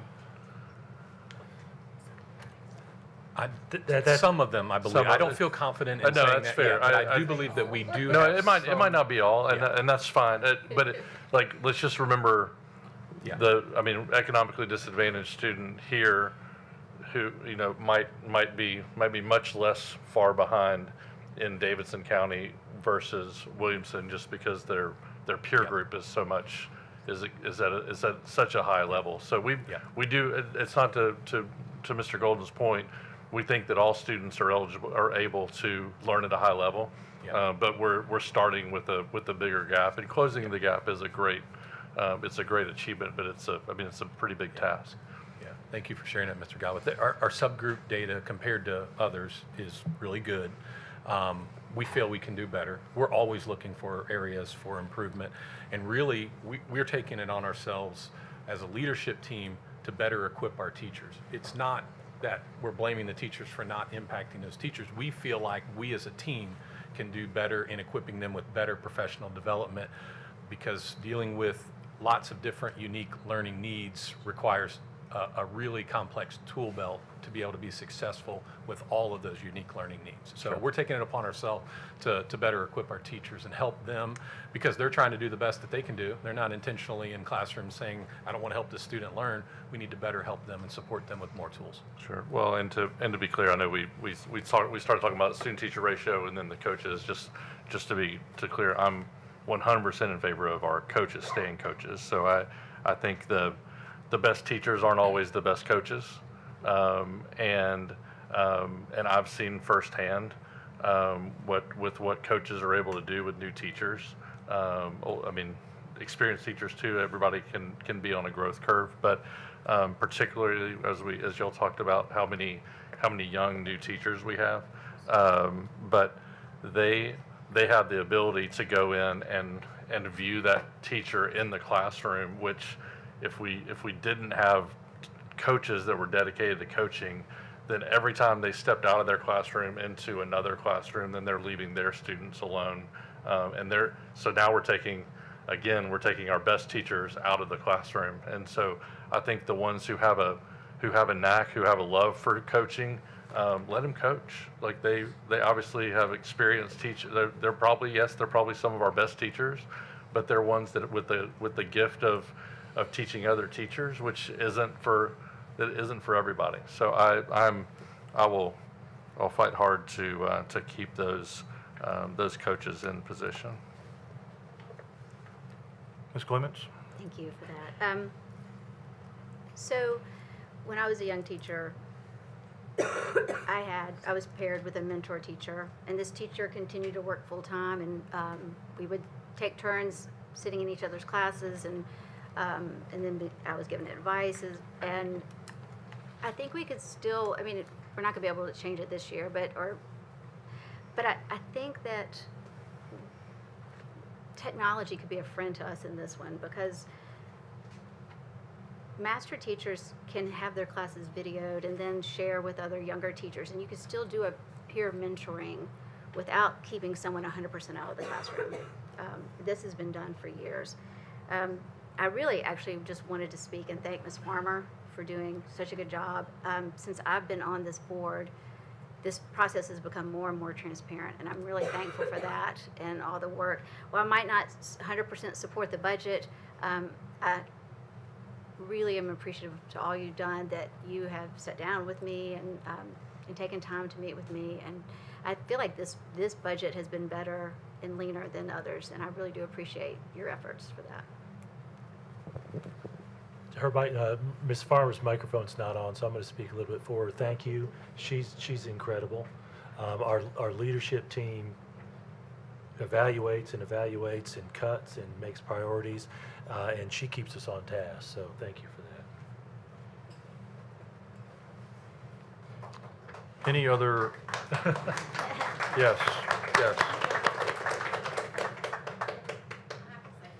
Oh, no? I have to say this, that yes, I'm in this role, but everybody from the school level up contributes to this budget. And I think we've all learned over the years how to be more forthright with information. It's not that we're trying to keep it from, we just don't even know what, we take for granted that you don't know what you don't know. And so I'm appreciative for everybody, including you all. But I just have to say, it's not me, it is a whole team of people that get us here. So anyway, that's it. And I will share, this is the proverbial fire hose, right, for many of you, because it's a large budget.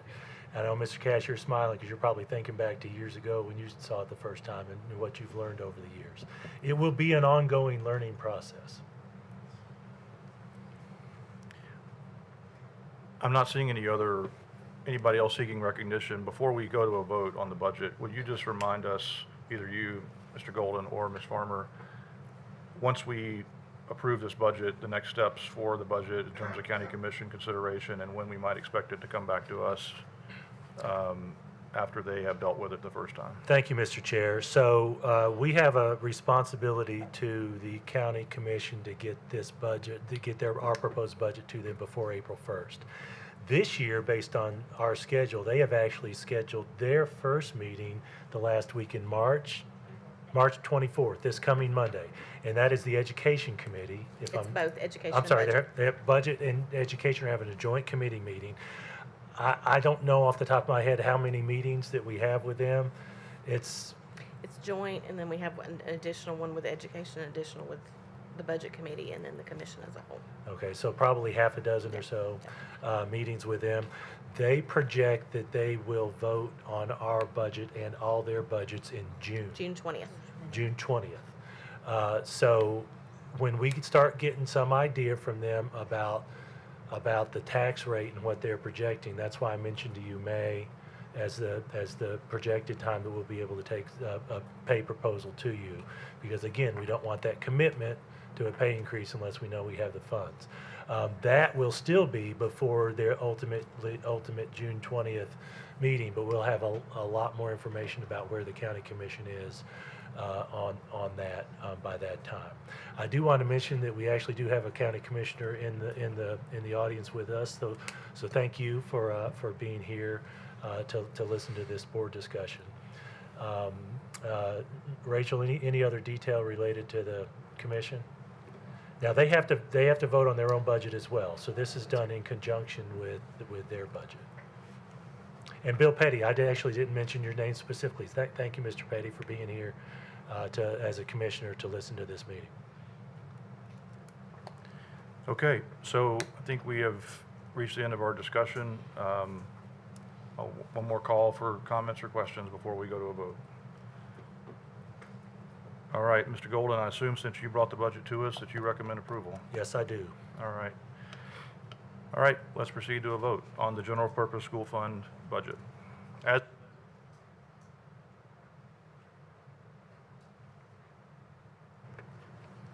The vote is 10 yes, 1 no. You approve the budget, general purpose school fund budget, 25-26. Thanks for the good discussion. We'll proceed to the next three budgets. I'm just going to give you a preview that after we deal with those three, we'll take a short break, and then we'll finish out the rest of the agenda. So Central Cafeteria Fund, 25-26, Mr. Golden. Thank you, Mr. Chair. As a reminder, the Central Cafeteria Fund is not funded at all by state or local dollars. It's funded by users and federal. I know that some questions have come up about where the USDA is with funding. From every projection we've received, any information, we do project that we will still receive that funding. Do recommend approval from you for that budget based on what was presented to you. Do we have a motion and a second on this? Motion by Dr. Reeves, second by Dr. Johnson. Any discussion of the Central Cafeteria Fund budget? Okay, let's proceed to a vote.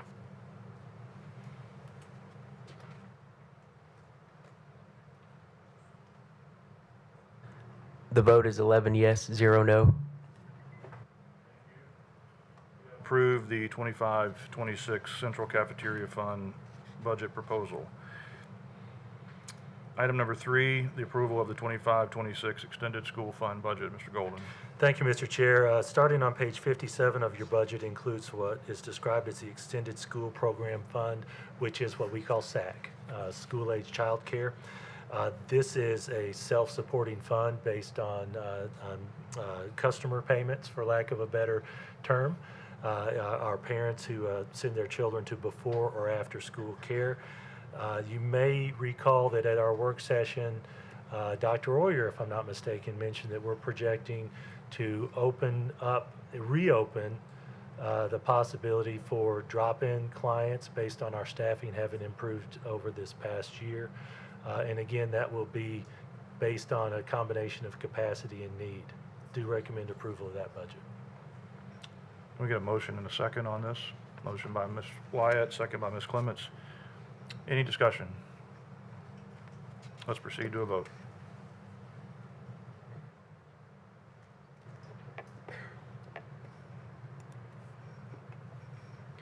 The vote is 11 yes, 0 no. You have approved the 2025-26 Extended School Fund budget. Item number 4, approval of the 2025-26 Capital Outlay Request Fund. Mr. Golden. Thank you, Mr. Chair. Our final budget is our annual capital request. This has evolved over the years with the county commission based on some of their requests. We have a 5-year capital plan that projects longer-term major construction projects, but this annual capital request is related to maintenance, safety, and technology typically. You may have heard the reference we mentioned last year to some of the computers rolling into capital. That's part of the discussion that may happen from time to time with the county commission. So we go through the process of school request, and I know some of our boosters and PTOs will contribute to the principal's information with a request from us. We ultimately bring it to you, and I will tell you, generally speaking, this is a needs budget. We have 52 schools, of course, one of the 52 is our Vanguard Virtual, but 51 school locations. With roofs alone, you can't replace one roof a year over the course of 51 years and maintain your buildings. So we always have cost related to that. I'm going to share this also, especially for those of you who are relatively new, not new anymore to the board, Mr. Chair, but relatively new at least to this budget process.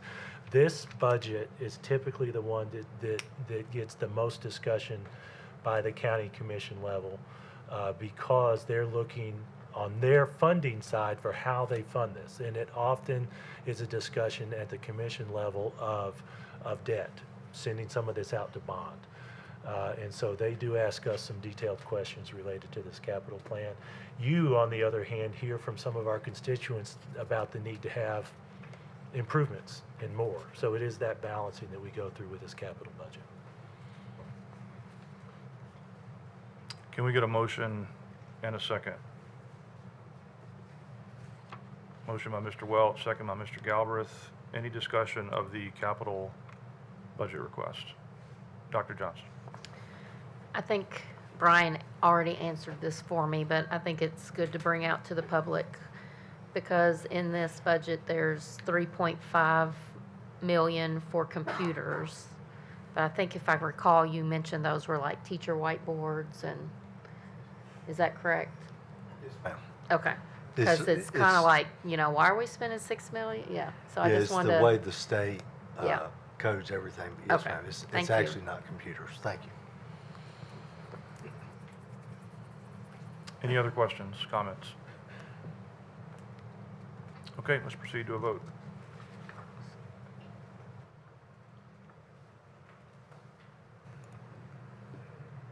The vote is 11 yes, 0 no. 526 capital outlay request fund. And that gets us through the 4 budget approvals that we were required to do. Congratulations to the 6 of you who voted on your first budgets. We will go to a 10-minute break. Let's reconvene at 8:37.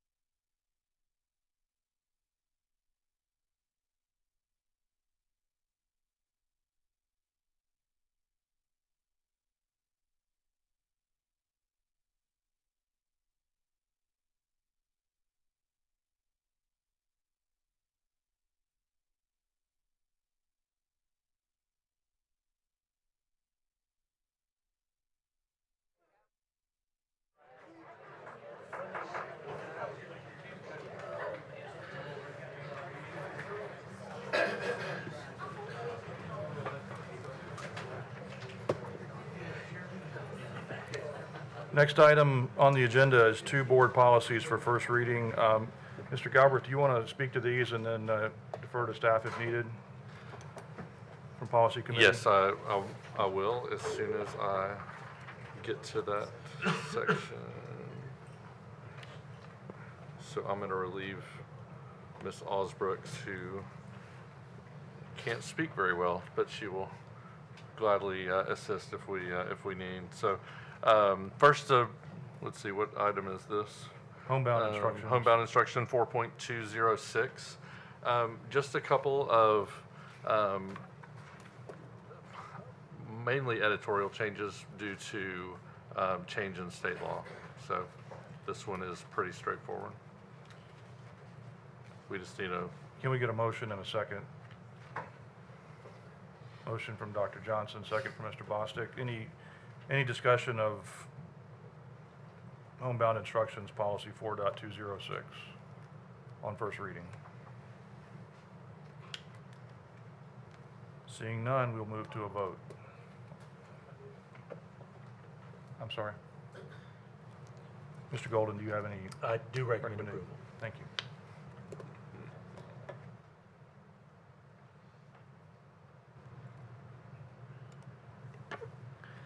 The vote is 11 yes, 0 no. Policy is approved on first reading. Item number 2, 4.403, library materials. A couple of, I'd say a pretty big change to this, and not only the change in the decision tree matrix, if anyone is familiar with that, but that's the first large scale change after we went through that for the process for the most recent time. And I would just describe that as being more reflective of how the state law and the federal law are actually being implemented, in terms of we read the state law first in order, versus the other decision tree was more going through the motions on the federal law. But then still having to do the state law, which is where if you were going to fail the process, it would the state law being newer and more probably more restrictive, you would get to that first. But so that's the biggest change there. The other one is the addition of the mature materials list. I know that was spoken to at a little bit of public comment. We discussed this at length at our policy meeting, as well as the work session. So my recommendation, if anybody has any comments, please feel free to make them. But this is first reading. We'll definitely have some work to do when we get back to policy. With that explanation, can we get a motion and a second?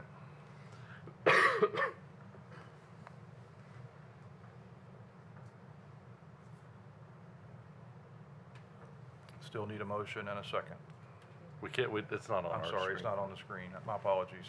Motion by Dr. Reeves, second by Mr. Bostic. Any discussion? As Mr. Galbraith mentioned, this is first reading. This will go back to Policy Committee for further discussion, and then back to the board for a final vote. Let's proceed to a vote. Recommendation? I do recommend approval, per Mr. Galbraith mentioned that we still have some work to do at Policy Committee. Thank you.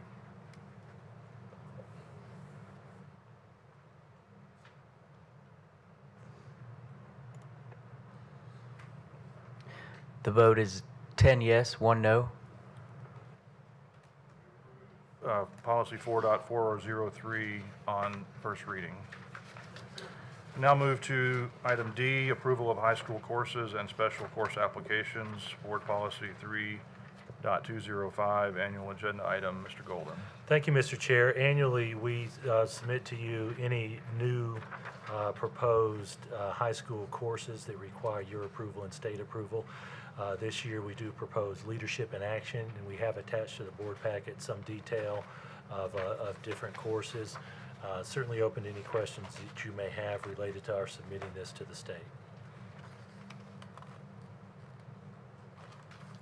And you do recommend approval? Sorry, thank you. We do recommend approval. All right, can we get a motion and a second? Motion by Dr. Driggers, second by Dr. Johnson. Any discussion? All right, let's proceed to vote.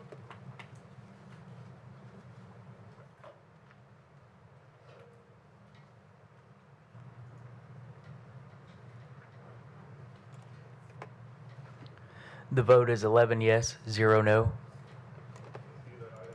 Approved. Let's move to item E, approval of Science Textbook Adoption Committee recommendation, Board Policy 4.401, annual agenda item. Mr. Golden. Thank you, Mr. Chair. Attached, you will find the recommendations from the Committee for Adoption of Science textbooks. It's broken out in grade levels K2, 3, 5, 6, 8, plus high school science courses. There are also 2 additional courses other than science that are being recommended this year based on state schedules, advanced placement psychology, and mathematical reasoning for decision making. Do recommend approval of those and certainly open any discussion because I know there's some robust discussion at the work session. Okay, let's get a motion and a second to get this on the floor, please. Motion by Dr. Johnson, second by Ms. Wyatt. Any discussion of the recommendations from the Textbook Adoption Committee? Dr. Reeves. Thank you, Mr. Chair. So, I've really dug into this and spent a lot of time reviewing all the curriculum options. And I, as a board member, prioritized several things. The first being that I believe as a board we are obligated to adopt curriculum that provides the highest instructional quality materials and that demonstrates evidence of improving student outcomes in the classroom. And as a scientist myself, I evaluated the hands-on piece. I really wanted to see how that hands-on piece was being implemented in the various curriculum options. So I've sent emails on this. I don't think it's going to come as a great surprise to anyone on the board here, and I've had numerous conversations. All of the curriculum options under consideration for kindergarten through 8th grade utilized a 5E instructional model that's phenomenon-based, so there's no difference there. They all offer print and digital resources, and the digital resources are customizable, there's assessment banks, et cetera, et cetera. The clear distinction that I saw came in 2 areas, and that is the amount of evidence that Accelerate Learning STEM Scopes has on its website. It is extensive, whereas the other curriculum options didn't provide any evidence on their websites. Of note, Savas has a whole webpage devoted to Every Student Succeeds Act, the 4 tiers of evidence for lots of their other curriculum options and nothing for science. So I also was able to talk to a couple of teachers late this afternoon. I was really grateful to have those conversations because I really wanted to hear directly from them. And I just want to share a few things that they said. One was for a elementary school teacher, and she was very open and shared that she preferred Savas. And when I asked her why, the first thing she said was the TCAP assessment piece. And I shared with her that that's not necessarily what I would focus on as a board member because I've heard from multiple parents in our community about the concerns of teaching to the test. And I understand that that's how the system is set up, right? And so teachers are going to want to see that piece, and I don't fault them for that. The other piece that she said, the example that she gave, was that if she's out and has a substitute and there was a lab scheduled for that day, that she could utilize a digital demonstration of the lab instead of having the sub lead the hands-on demonstration. And I also explained to her that as a parent, that's not the most effective way for our kids to be learning science. So we've had several public commenters tonight emphasize the high priority on hands-on science. I think that while all the curriculum options offer digital resources for teachers to use, there was one clear standout to me, and that was STEMscope Science, and the ability to really minimize the use. Yes, teachers can still use the digital features, but really it allows for prioritizing the hands-on piece and the print materials that will give parents and kids greater exposure to science on a daily basis. So I would like to amend the motion to, Bobby, you may need to help me with the language because I don't have a prepared statement. Sure. So to amend the motion to pull out the K through 8th and vote on approving STEMscope Science by Accelerate Learning. Okay, so the amendment is to remove Savas and replace it with Accelerate Learning STEMscopes. Accelerate STEM Scopes. Well, it would be to remove Savas, to replace Savas in K through 2 with STEMscopes, to replace Savas in grades 3 through 5 with STEMscopes, and to replace McGraw-Hill in grades 6 through 8 with STEMscopes. Is that correct? Yes, that's correct. So the motion is to amend the recommendation from the committee so that K through 2, 3 through 5, and 6 through 8 would now be the STEMscopes curriculum. Is there a second for that motion?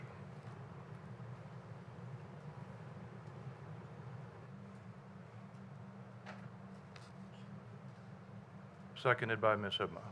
Any discussion on the amendment?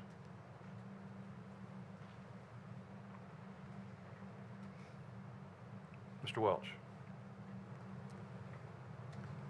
Mr. Golden, can you speak to the teacher's recommendation, how those numbers broke down between the two curriculums, what they recommended, and then what's on the amendment? Sure, and thank you for that. With the teacher recommendation, number 1, they recommended Savas for grades K through 2. 108 teachers recommended Savas, 88 recommended Studies Weekly, 42 recommended McGraw-Hill or the Tennessee Science, and then 19 the STEMscopes. So that was 7% for the STEMscopes, and for Savas 42%. So no curriculum had a majority, but Savas did have a plurality of that in K2. In 3-5, 82% of the teachers, science teachers, recommended the Savas, which is the committee's recommendation. 134 teachers there. Accelerate Learning to STEMscopes was the second most recommended there at 17 teachers. McGraw-Hill was third with 11, and then Studies Weekly was 2. Thank you, Mr. Chair. Then, let's see, middle school, grades 6 through 8, the third one that we've discussed, there were a total of 75 science teachers at the middle school level who gave their opinion. 38 recommended Savas, 37 recommended McGraw-Hill, and of those teachers, none recommended Accelerate Learning STEMscopes or the fourth option, which was KIDM, which was Open Science Ed. The committee actually recommended McGraw-Hill for that one, based on their review. In the committee, rather than that 49-51 split that we saw with the teachers, recommended McGraw-Hill by 57%.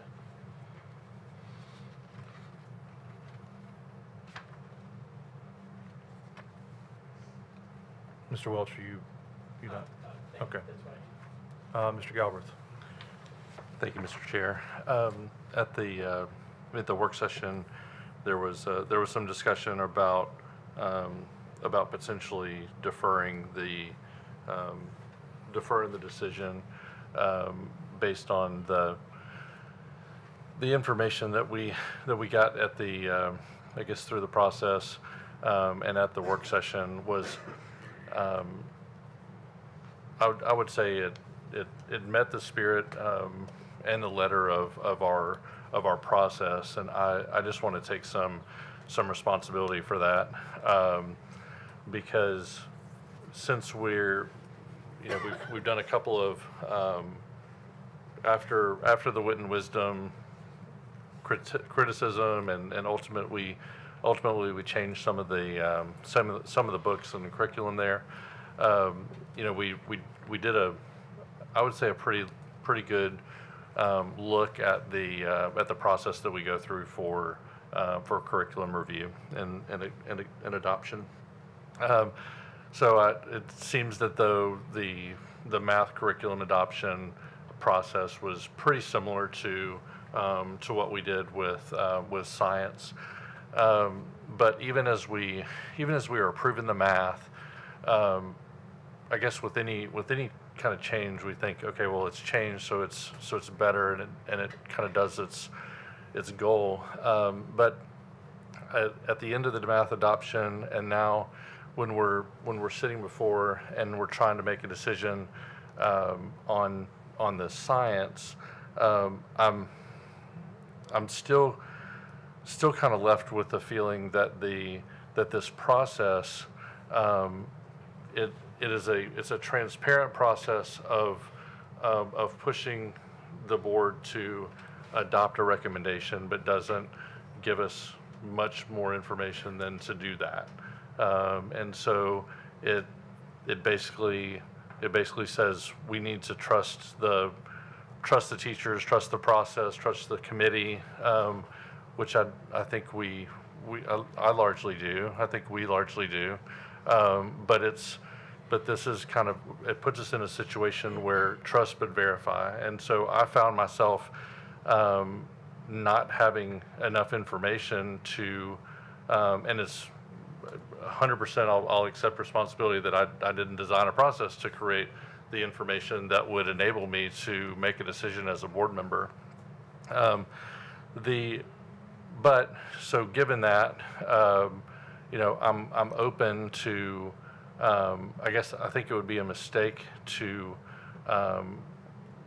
move forward with a recommendation if I thought that doing so would move us keep us down a direction of over-reliance on technology. And I believe after I reviewed these curriculum and how they differ, I think that while we haven't made a decision as a district where we're going, the decision that we make tonight actually puts us 8 years down the road on what we're going to be doing with regards to science, at least. And so what I was missing, and I still don't have, and I'm open to how to rectify this, but I saw the criteria that the committee used and provided the teachers on the things that were priorities to the committee, to the district. I can't remember if we signed off on those. We probably did at some point. But what's not clear, we have the teacher votes, but it's not clear what they were voting, what they felt was the most important, and what they felt was stood out for each of the curricula. So I guess, Jason, I'm open to accepting Dr. Reeves' recommendation, but I'm also open to what your desire would be before we chose to accept a curriculum that's counter to the committee's recommendation, would you rather us make a decision tonight, or would you rather us have some more discussion and let the committee weigh in and get us more of that information? To answer that question, I want to look to Dr. Allen and his team on the potential for that. We had a professional development day for all our science teachers to make recommendations. So I'm going to ask him that question, and I want to give you this threshold. And Dr. Johnson actually spoke to this at the work session. The textbooks are not the curriculum alone. They're a piece of curriculum. Our teachers, our science teachers, are the ones who are held accountable for growing our students. And what I know from my experience, not speaking for an individual teacher of those 188 or however many there may be, what I have seen is they evaluate it based on the textbook's ability to allow them to grow their students and help teach their students mastery. That's the fundamental start to that. Dr. Allen, I'm going to get you to fill in really to his specific question. Yeah, I can answer that question specifically. If the two options are delay and get specific information from the committee about why they chose what they chose, or for the board to vote to adopt a curriculum that not a single middle school teacher referenced as their choice, then I would vote for the delay. Yeah, so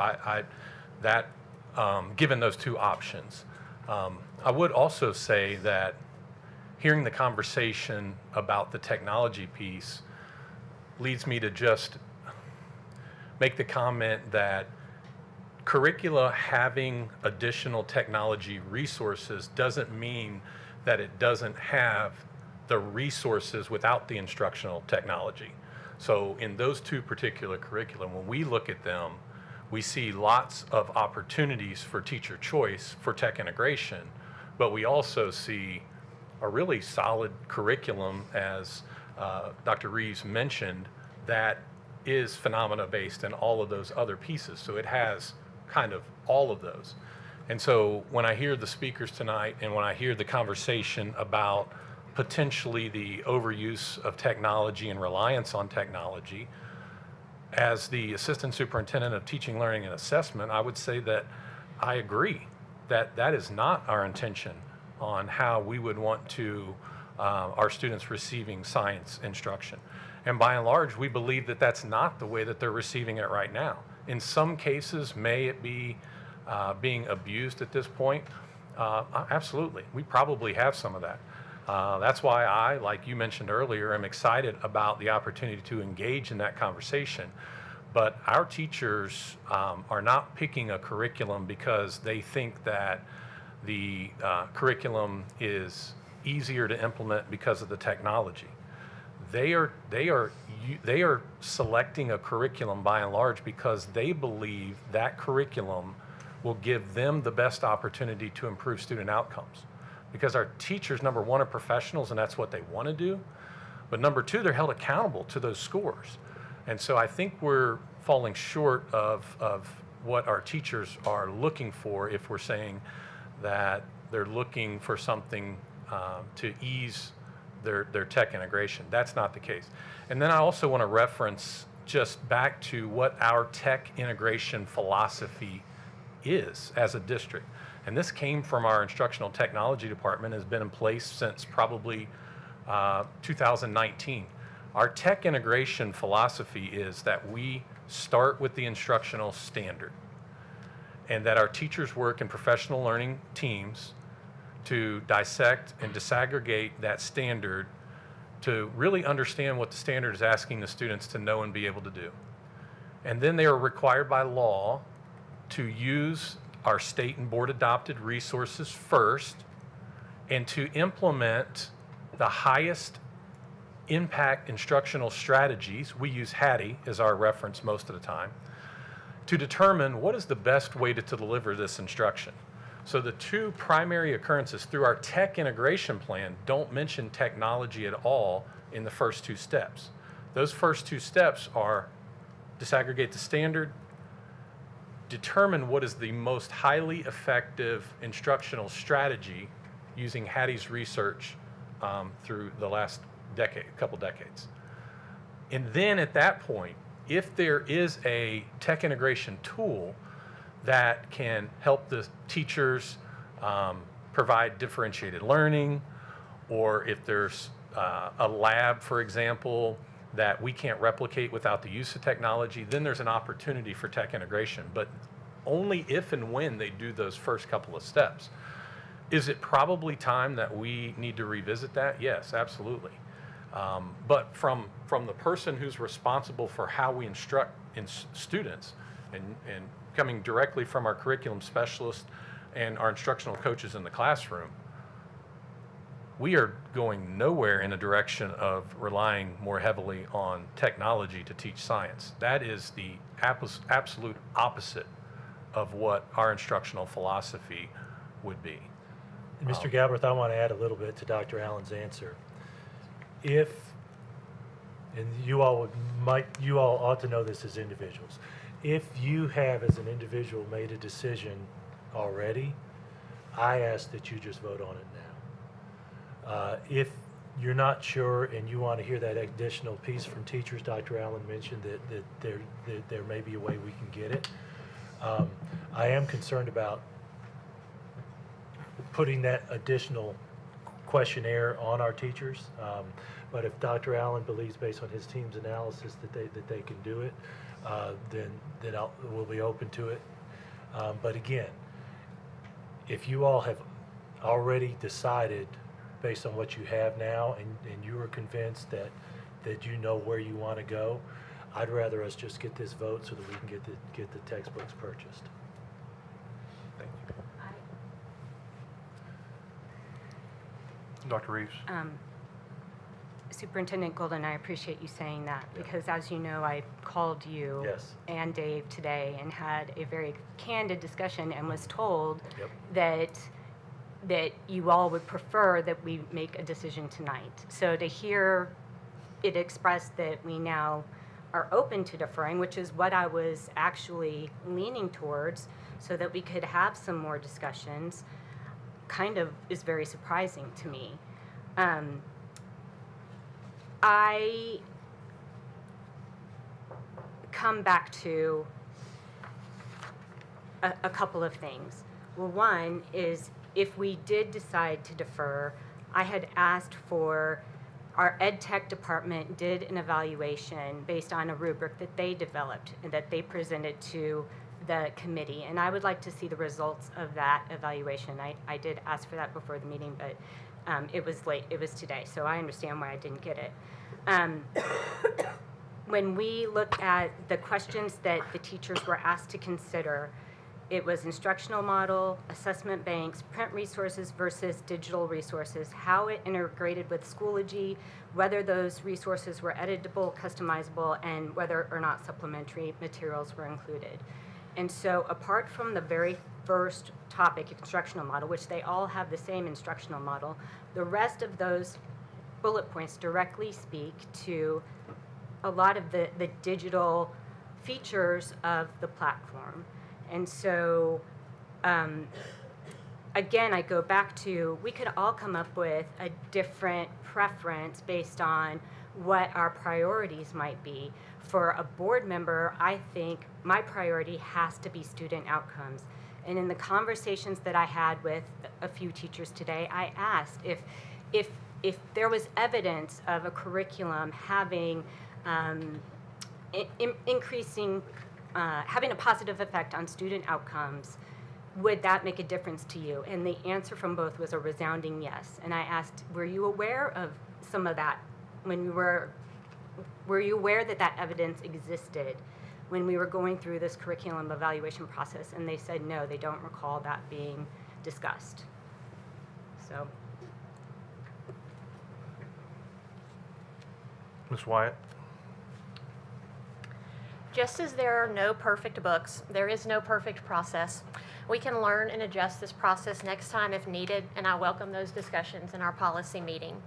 I am not comfortable delaying this process if it would negatively impact our students and teachers. I support the original science textbook recommendations because I support the work that has been done by our teachers, parents, and staff.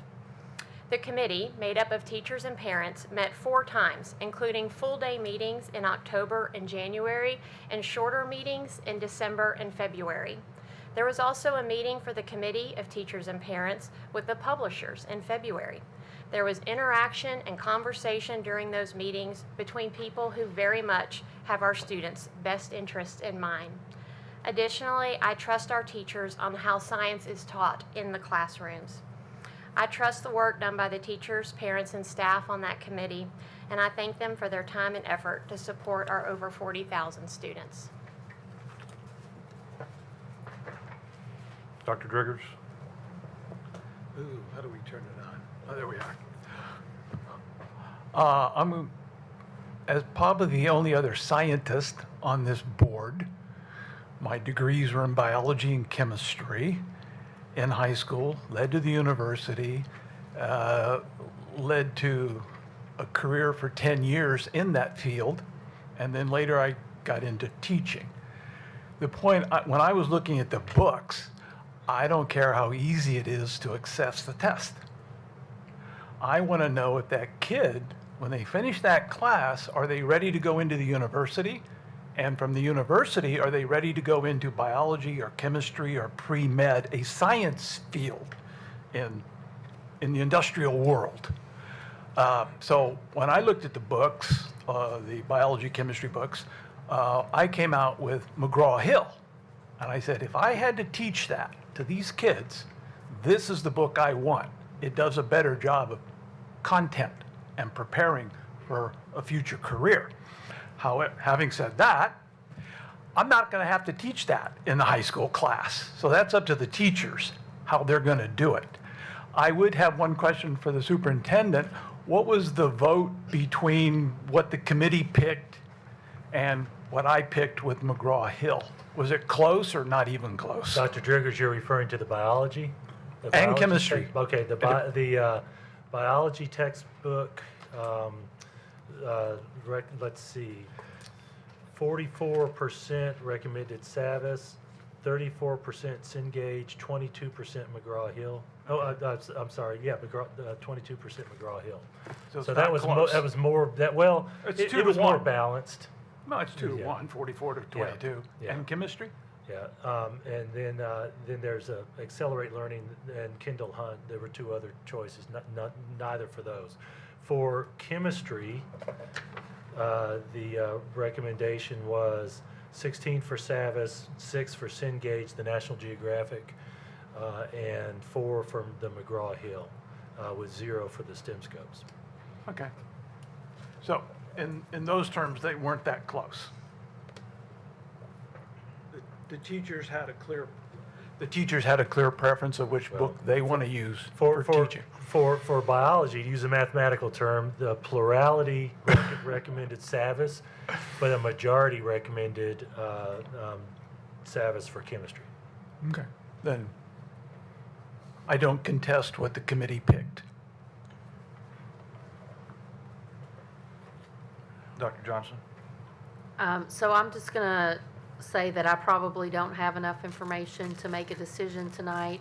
While there is a process over half of this board, you know, we came into this, the process was already created. I know I asked how people were selected, and it was principal recommendation. I know our board member who was assigned wasn't able to attend the meetings, and there wasn't like follow-up, and there was like a lack of communication and some breakdown. So my recommendation, like I said, would be to defer it because I don't know that I have enough information to know that the teachers, well, even with the technology changes, would that change which product that they would want? I don't know, you know, and this is an 8-year commitment. If it weren't such a long commitment, I could probably make a vote and I would support teachers, but knowing that we've already starting to change the direction of some of the ways that instruction is going to be delivered. And again, the teachers didn't have that information. And it's an 8-year commitment.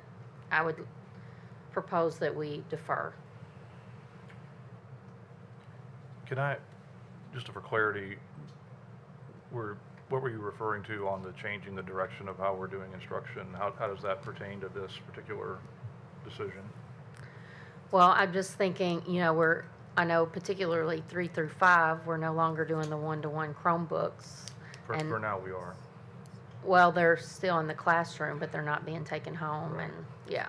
So, and the fact that this board seems committed to reducing screen time. So if we're going to reduce screen time, but we're going to adopt a curricula that students have to use technology, the screens to access the curricula, then, and would that make a difference for teachers in terms of how they are going to start delivering their instruction? So I think just a statement for context is that some of the things you're talking about are longer-term decisions. By definition, are longer-term decisions, strategic decisions. This decision that we have before us, whether we make it tonight or make it in a date in the future, it still has to be done relatively soon because of the timeline that we're under by the state. So we don't really have the luxury of kicking this can down the road to coincide with those future strategic decisions that you're talking about. So the state kind of puts us in a crux. I appreciate in an ideal world, we would be able to have those things be done simultaneously, but we don't have that luxury right now. So I think we have, the choices in front of us are either to act on the recommendation or a different recommendation, as is the subject of the amendment before us right now. I want to remind us that we're on an amendment. We're not on the main recommendation, just procedurally. We're on the amendment that Dr. Reeves has proposed, which would address K through 8. Okay, so we need to deal with that amendment in the moment. All right.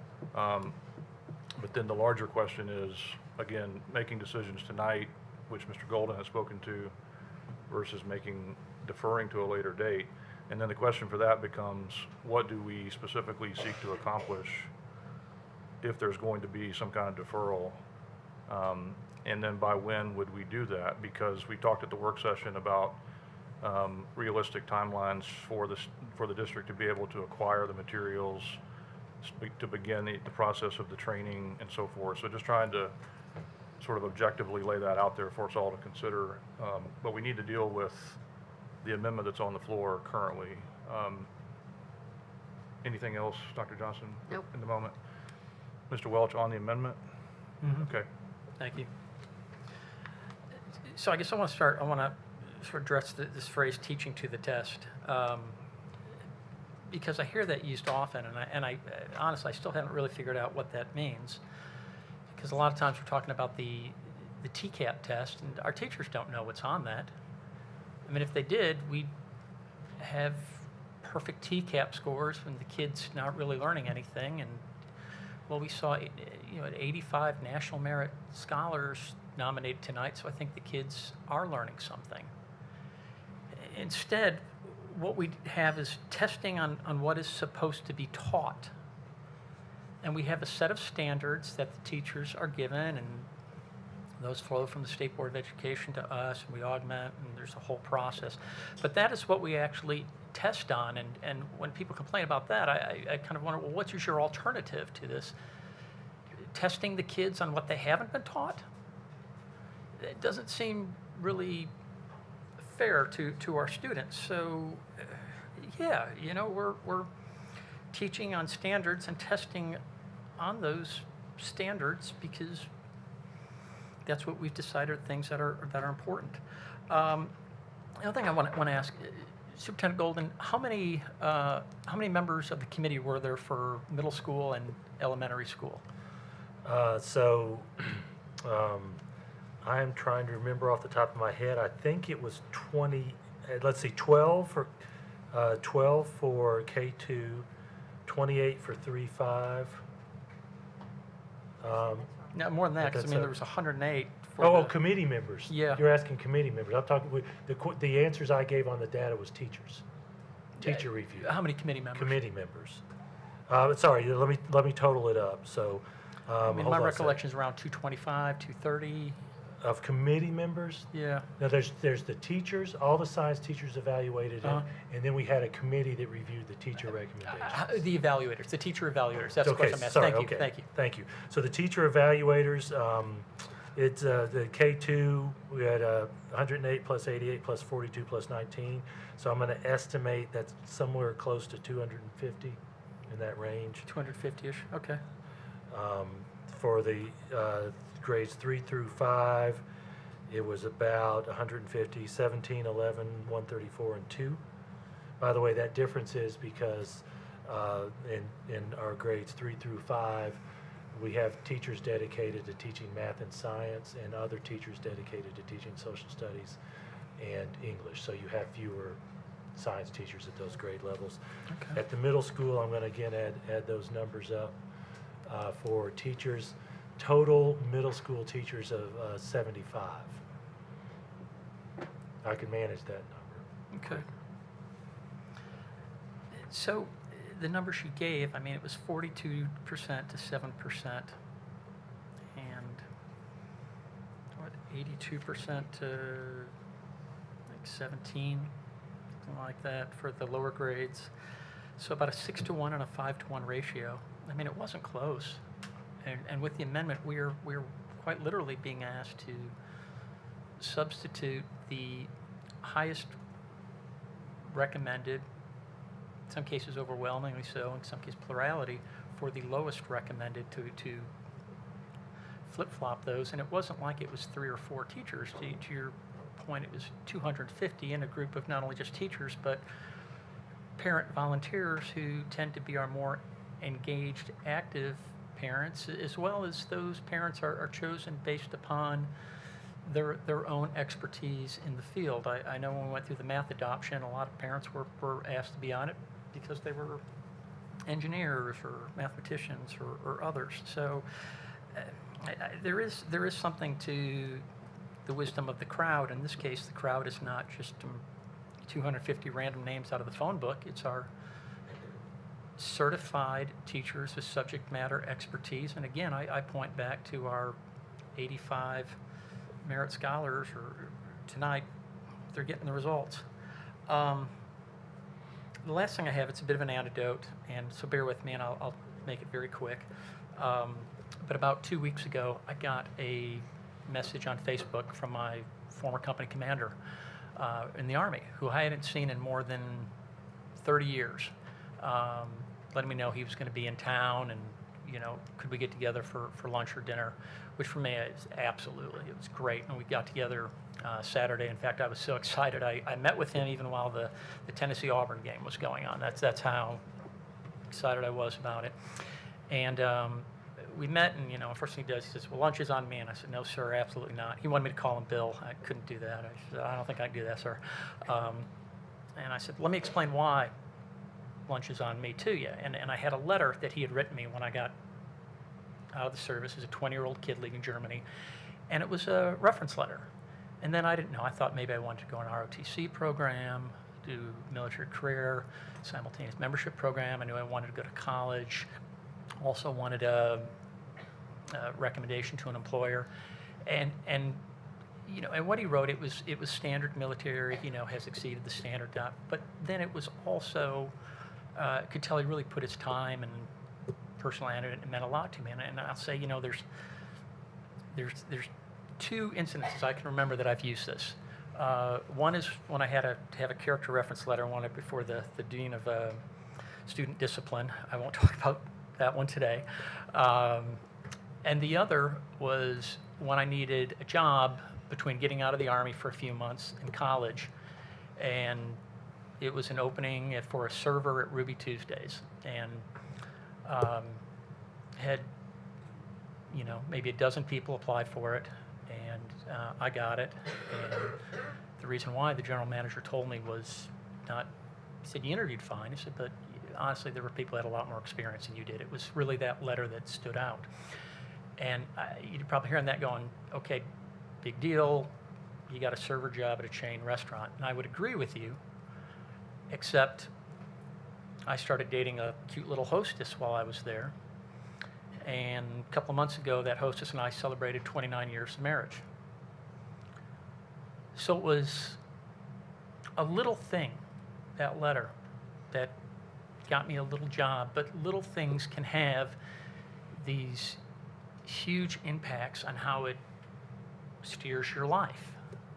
And without that, I never meet my wife, I never have my kids, all of these things. It improved my life in a very different way. And I tell the story to say, delaying these textbooks is not a little thing, it's a big thing. We've heard that tonight from our superintendent, from our assistant superintendent, from our teachers, that it delays our ability to begin preparing the lesson plans for our kids. They are less prepared, it impacts the quality of the instructions, and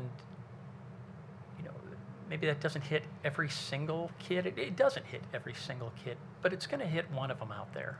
It's going to hit quite a few of them out there. And it's going to hit them in ways like they're not as excited about a career path. They don't get the ACT scores they need to get that scholarship. We don't know, but it happens. There are real life implications, negative implications, and those implications are paid by our students who we're supposed to put first and foremost. So all this to say, I'm not in favor of delaying. We've had a good process. It's been transparent. It's been open. It's very well documented. The committee has made their decision. And additional 3 weeks or a month or what have you isn't going to change that. It wasn't a rush decision. They were thorough. They read the material. They discussed. They knew the standards. They got the recommendations. And these are the recommendations that they came with. And I just can't flip-flop the top recommendation for the bottom recommendation on that when it is so clearly designated between the two. Thank you. Thank you, Mr. Chair. If I may address that a little bit. Mr. Welch, to your comments about the test, Dr. Reeves, thank you for sharing those examples of conversations with teachers. I will say we don't approach it that way. We do teach to the standards, and then the state tests the standards. And our teachers have done an excellent job in that. I mentioned earlier that in all grades for science, according to the state data on TCAP, all students were first. Economically disadvantaged happened to be first in Williamson. We were first statewide.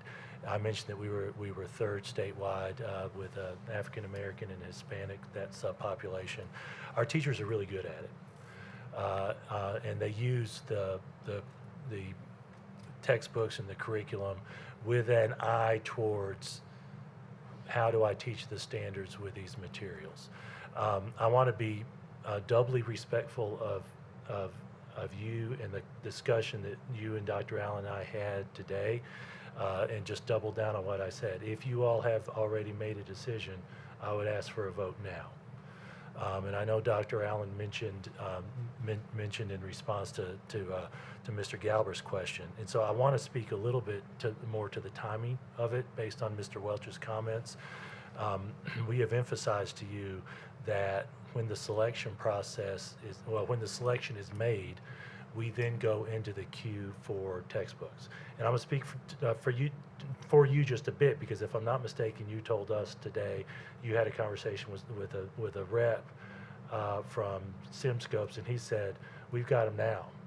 We could address that now. That's, as I understand it, Dr. Allen, that's not what we've heard from SAVIS, that it's really a question of when the request comes in, it's first come, first serve. So if you would speak to that a little bit, and also speak to the technology discussion, especially to reference the comment that you received from one of the teachers about well, I can just do a virtual experiment if I happen to be absent that day. Well, thank you for that. If it would be helpful for the board, we do have Ms. Sauer here who ran the process, who has a better understanding of what's actually included in the instructional materials and whether we have to use the tech integration pieces. So if it would be helpful to the board, I would like for her to speak to that. And so that way you know exactly what's in the curriculum. Any objection to hearing from Ms. Sauer? Okay, Ms. Sauer, you're welcome to come up.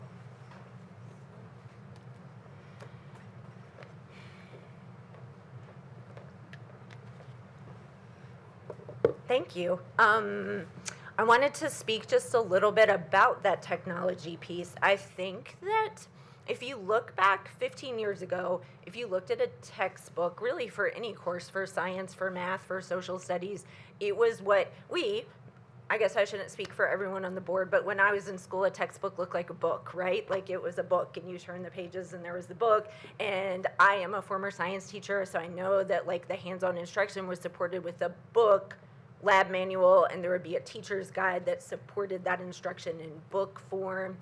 In the last 15 years or so, I would say the national appetite has shifted publishers towards, we're interested nationally, not speaking at all about Williamson County or our teachers specifically, but there really is a push for, there's a lot more technology integration. And so you'll see that reflected in all of the publisher offerings. They have print materials and then they offer, often it's exactly the same material offered in digital form as well. Sometimes the digital supplements or supports the print material, but I can tell you with confidence that in looking at all of the science materials that were approved by the state, hands-on science instruction is really first and foremost in all of those materials. And if you look through, whether you're looking digitally or whether you're looking print, multiple opportunities for students to engage in hands-on instruction supported by print materials. So when we were talking about K-8 specifically, the K-8 curriculum in all of the different materials that we looked at comes in the form of a consumable physical workbook that supports hands-on instruction in the classroom. So what that might look like is the student receives the consumable workbook. We don't have to talk about digital at all as we talk about this piece. The teacher instruction includes, here are some hands-on activities that you can do with your student at the beginning of the lesson to kind of like introduce phenomena-based instruction throughout the unit to continue to support and build what am I trying to get to? The like competency towards the standards. And then in most cases, there's actually a hands-on assessment that's offered for students as well. So that multiple hands-on experiences are really in all of the different curriculum that the teachers evaluated. None of that requires any digital integration at all. I, on the spot, would hesitate to say with 100% confidence, but I would say with 90% confidence, you could really implement any of the curriculum completely physically without any digital use at all.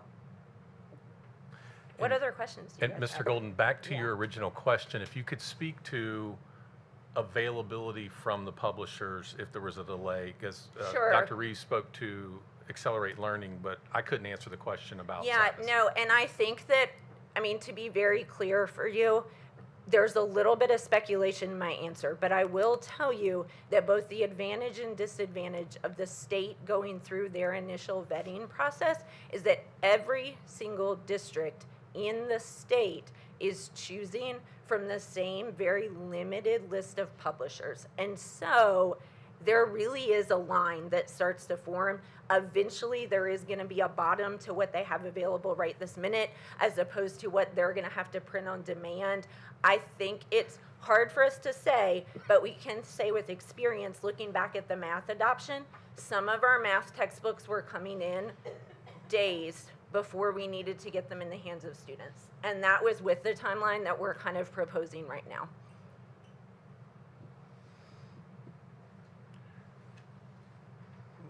If you don't mind, just remain there in case other questions come up, but we'll just Sure. go through the queue now. Ms. Wyatt. I just wanted to say that I feel like that we're between a rock and a hard place here on this timing. We don't control the timeline of when the Tennessee Department of Education releases their approved textbooks, and we need to have materials ready for our school year and our teacher training. But I have a lot of confidence about what happened during the time that we could control. And I really would like to see us move forward in confidence with those recommendations from those teachers and from those parents. And I would like to see us trust those teachers with the outcomes of our screen time committee. I'm really excited about that, and I feel like that they are going to be receptive of that. They are within our community. Many of them are parents. They're having the same struggles that we are. And I just would love to see us move forward in confidence of the work of the committee and trusting the teachers. Thank you. Dr. Reeves? So I can appreciate all of that, Ms. Wyatt. I think our teachers truly do care about student outcomes, and we can have a debate about, I absolutely acknowledge that all of the curriculum options under consideration have a digital platform. They all offer print-based instruction. And where I keep coming back to where I saw a clear difference is just the sheer amount of research, evidence-based studies that showed improvements in students' scores when it came to science. And I wonder if teachers had that same information. For example, comparing fourth grade STEM scopes, where is it? This Tennessee middle school raises science scores 6+ points in 1 year with STEM scopes. Would they have voted differently?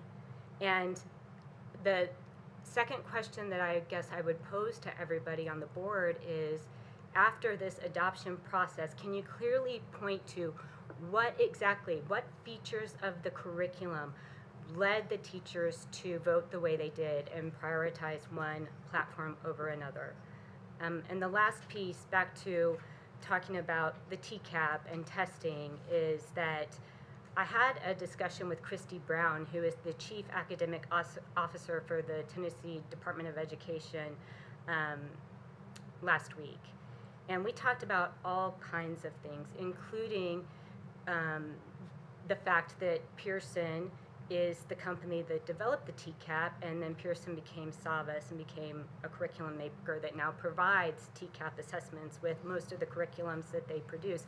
And I asked her, is that a conflict? Should we be concerned about that? And she said that's an absolutely fair question, that they've had those exact same conversations themselves. So, I don't think it's out of the ordinary to be thinking through some of these things, and I know that it's a 180-degree opposite recommendation from what our teachers recommended.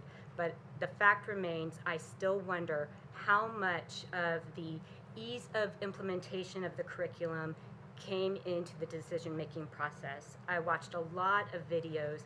Savas is beautiful, not going to deny it. It has a wonderful platform. It has auto grading. It has, read aloud features. That's all great. And I hear, Dr. Allen and Ms. Sauer say we could implement any of these without using the digital platform at all. Then why are we even? Then why can't we adopt a curriculum where has all the rigor but none of the fluff, essentially? So that's where I am.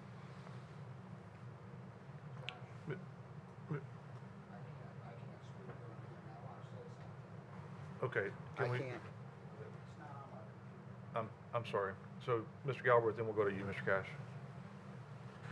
Thank you, Mr. Chair.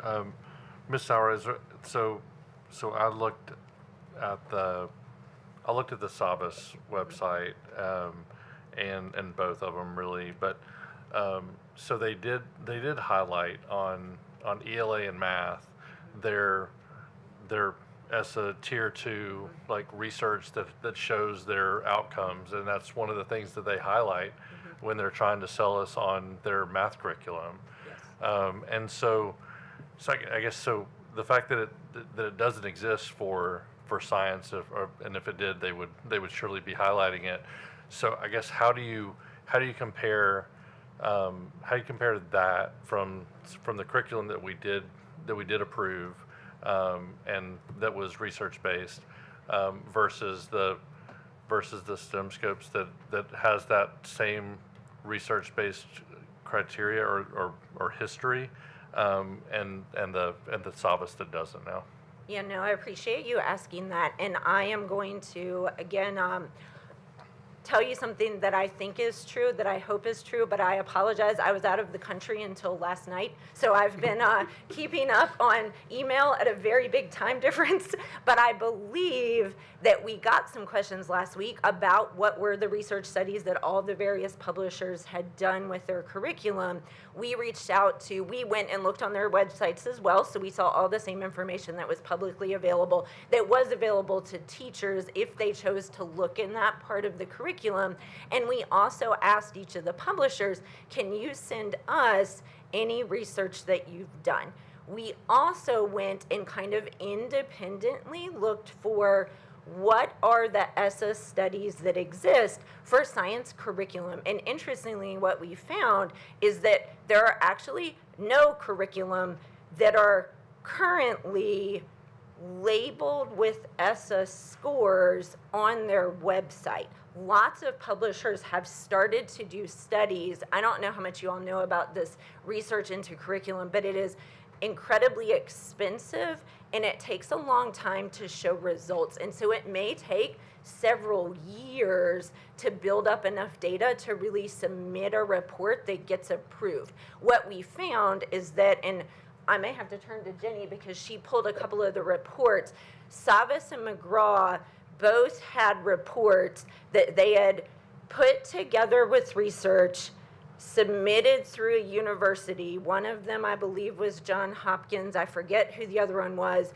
And there's a statement in those reports that says, we believe this data is conclusive with an ESSA rating of Tier 2, but because it hasn't been long enough in the process, that isn't like an official rating yet.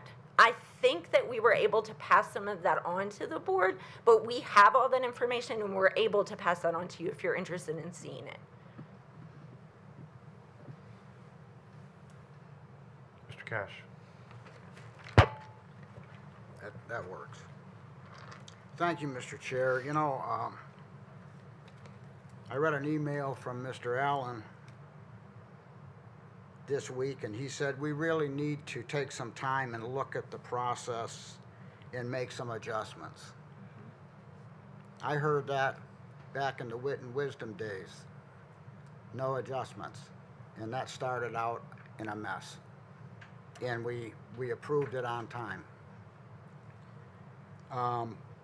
Miss Wyatt basically said if we need to make changes in the process, that we can go ahead and do that at some point. But tonight probably isn't the night.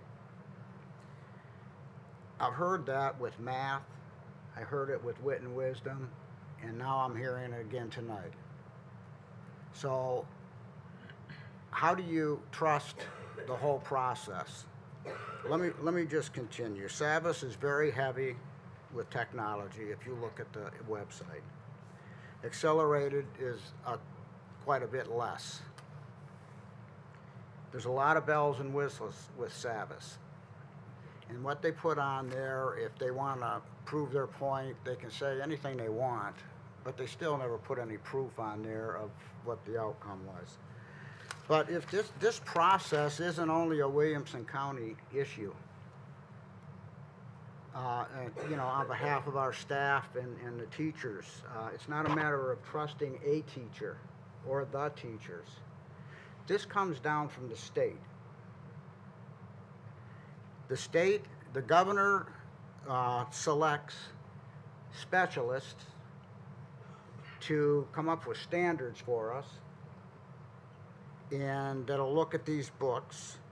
And then they go from the state, the folks that are on the commission that develop our standards, goes to the National Science Teaching Association for more credibility in what they're doing. Okay, so that now it's gone from state to probably, national. And then their standards are all combined, I guess, and they make a decision. And then this goes all the way down to the National Association references and the United Nations Intergovernmental Panel. And then what happens? We come up with global norms for standards. This is what's at stake here. It's not just about teachers and staff. I know how hard these folks work. I've been on this board for almost 10 years now, and I know how hard these folks work. But we go through this every process. Something needs to change. If we don't want it to change, then we won't vote for this stuff. If we want it to change, we're going to get involved, and we have to push, buttons to get it changed. And it's got to change at the state level. Maybe just an amendment like this, a change comes down, maybe people are going to see this. Maybe they're going to say, hey, these boards are looking at these issues differently now. With some of these issues that are in the science curriculum, there's no debate. It's this.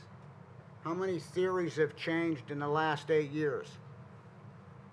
There's theories on everything. It's science. Like Ms. Wyatt said, we're not going to have a perfect book, ever. But I think this is a chance to let our voices be heard and change some of this stuff and work together in the future and get this process taken care of. And thank you so much for your hard work, all you guys. I really appreciate it. It's hard work, and it's tough getting up there and standing in front of the board and trying to explain things. But this is just down to earth. This is from me. This is just my opinion. I've seen the process too many times, and I'm looking for some change. Thank you, Mr. Chair. Mr. Chair, if I may mention a couple things related to Mr. Cash's comments. The state's made some changes from the wit and wisdom time to math. The textbook commission started emphasizing to these publishers that Tennessee standards must be addressed. But to your point, the key window is still just as tight as it ever was. And so, locally we've tried to inform you earlier than we have in the past, but the key window is still that narrow time for evaluation. I know you may have a couple more comments. I know Ms. Hibma is there. To the chair's point earlier, the motion on the floor is to substitute at K through 8 STEM scopes for the recommendations. We spent some time talking about a delay versus that, and I want to make sure that we're differentiating on those points. My answer to Dr. Reeves' question about, and I'm going to speak for you again, your original thought that there be a delay to try to get more information versus make a decision now, I want to reemphasize. If you all have already decided what you want, please vote on this amendment, and then we can make it. Then we can take the underlying motion as amended. Dr. Allen, in response to Mr. Galber's question, did add some additional information that we had not discussed, or additional thought that we had not discussed related to the possibility of delay. And so I do want to explore that a little more based on the comments, some of the comments that you have made. Can you speak to that in more detail? Well, I just was speaking specifically to what can I recommend? Can I recommend we vote for the curriculum that was not chosen by our teachers, or delay? That leaves me limited options, and I didn't. certainly didn't mean to go in a different direction than what the conversation that we had with Dr. Reeves today, but we didn't really address an amendment that spoke specifically to, I've got to answer a question on, do we vote on that particular option? If there is additional information that the board feels like that we can provide, that you can make a more informed decision, we can do that. I don't know. I'm not hearing any new questions that we've not addressed. And so back to what Dr. Reeves and Mr. Golden and I talked about today, if you have all the information and it's time to vote, then it's time to vote. Ms. Hibma? Yeah, I was just going to say, I think we should just take that vote so we can see where everybody stands.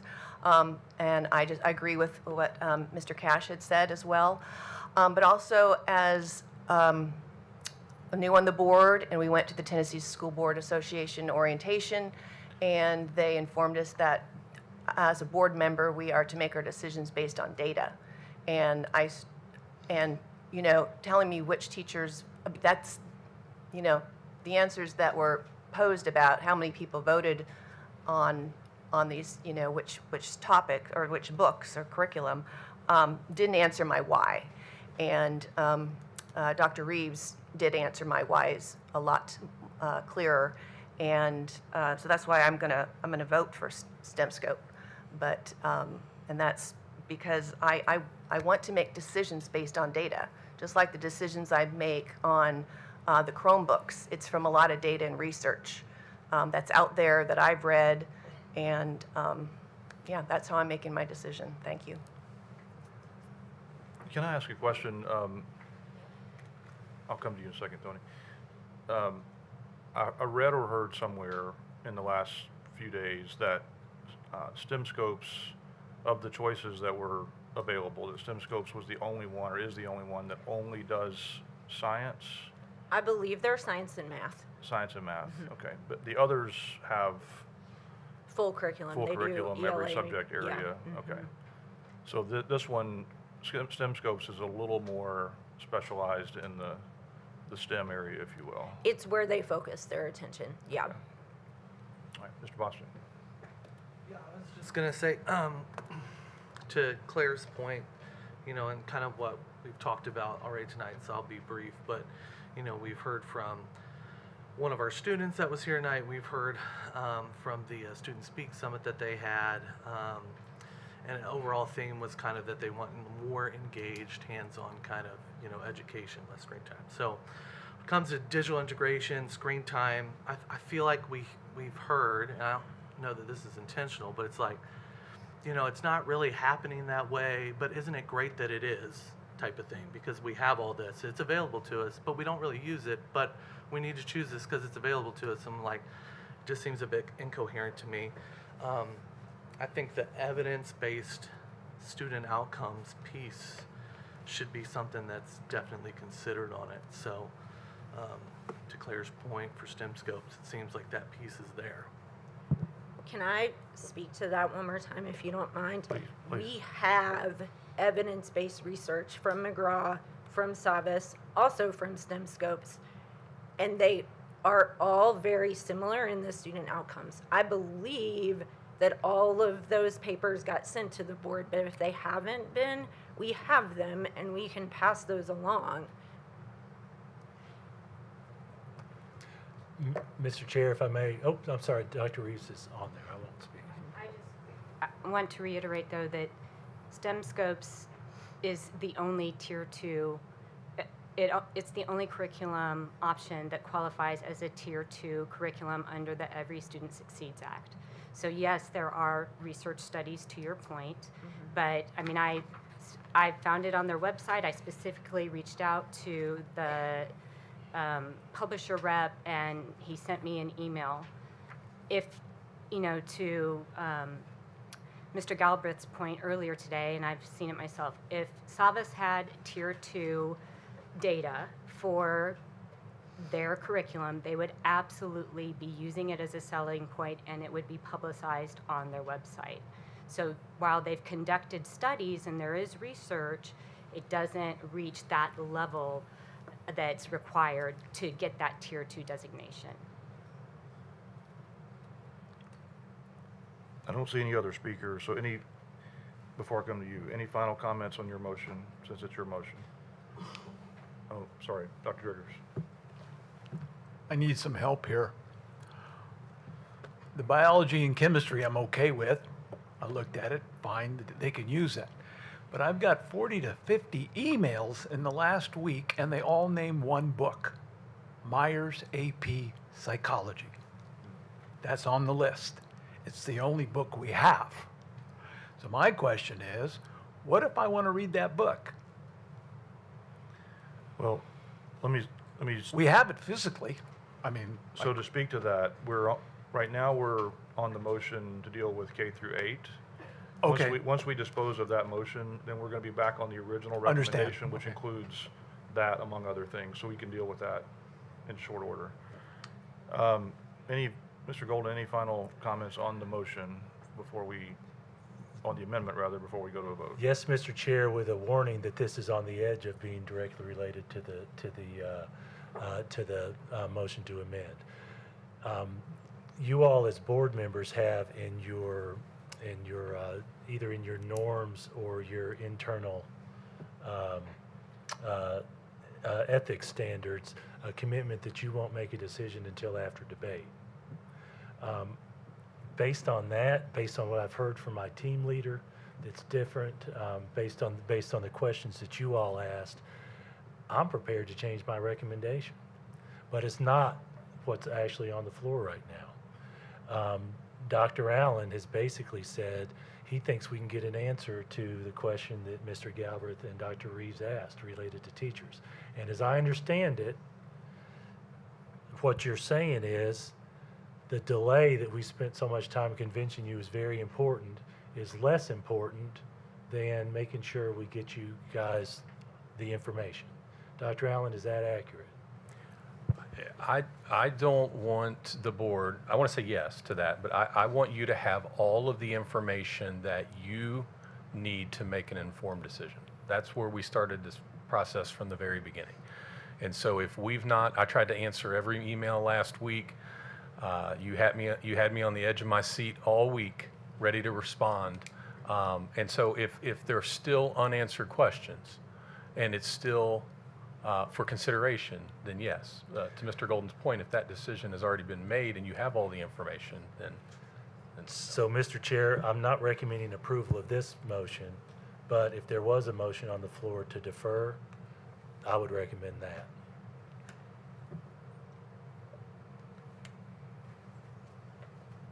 Okay, so the motion we do have on the floor, just as a reminder, is to amend the original recommendation from the committee to replace Savas in K through 2 with STEM scopes, to replace Savas grades 3 through 5 with STEM scopes, to replace McGraw-Hill grades 6 through 8 with STEM scopes. That is the amendment currently before us. It has been moved, has been seconded. We can now proceed to a vote.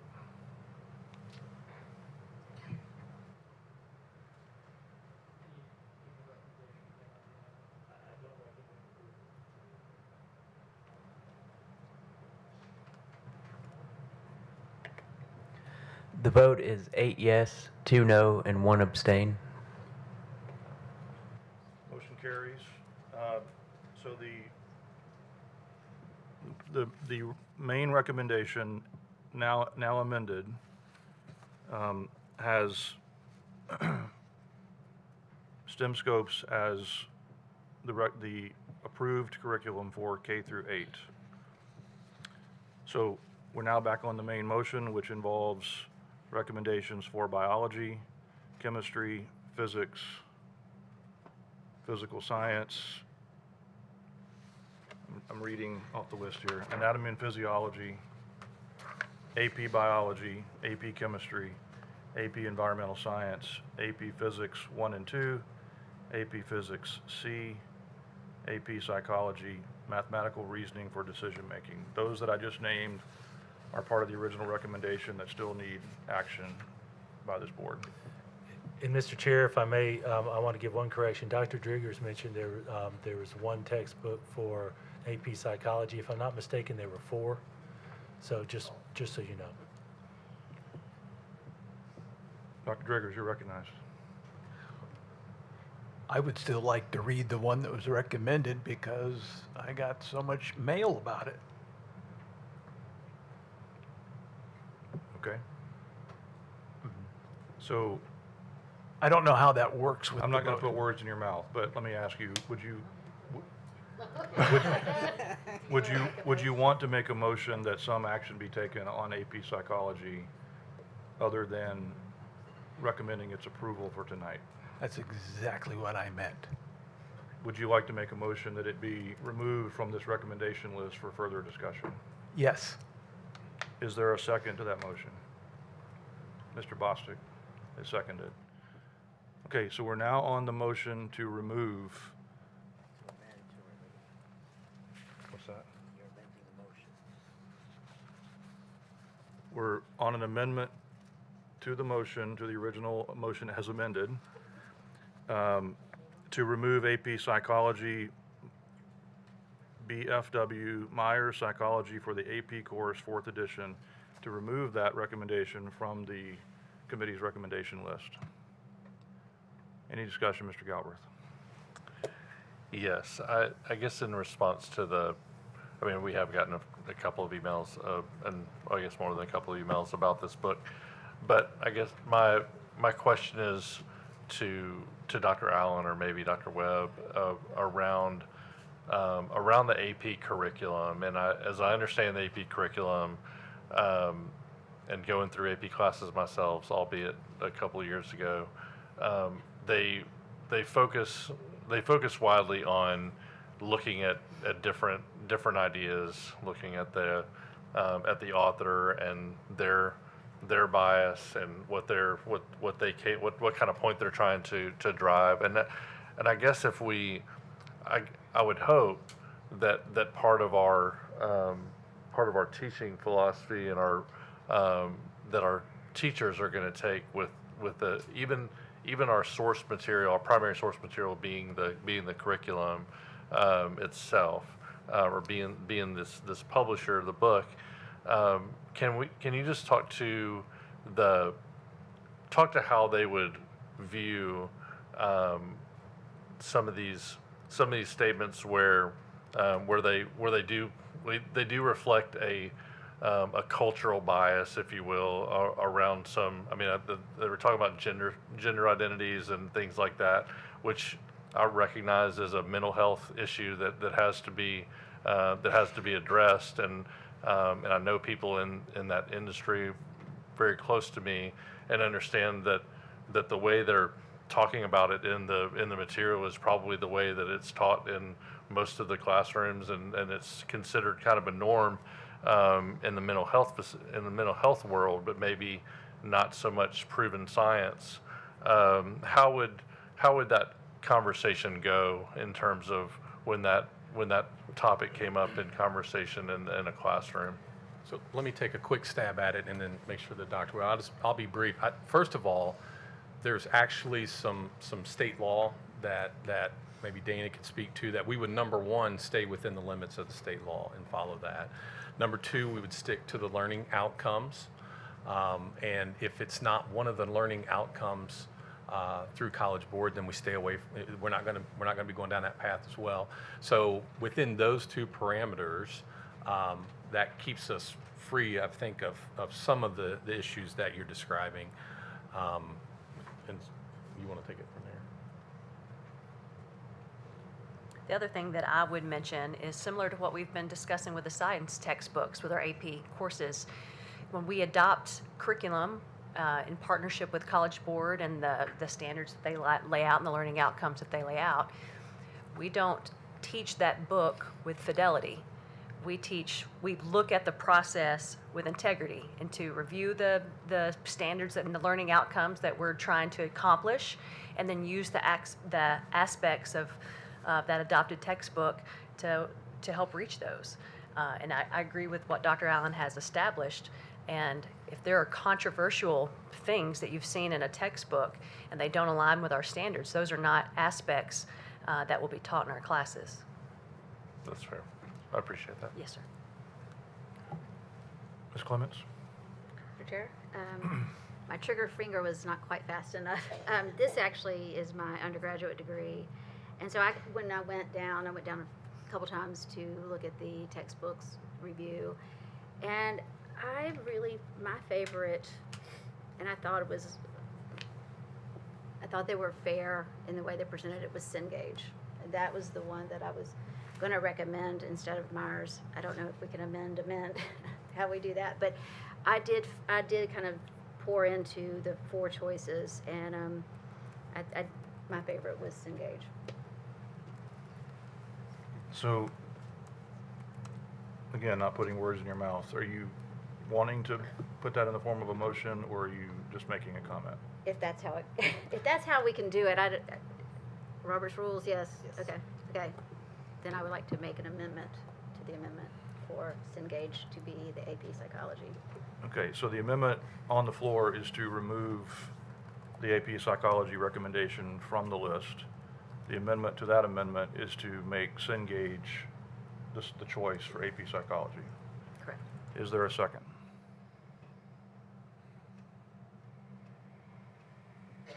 Mr. Bostic, second. Any discussion on the amendment to the amendment?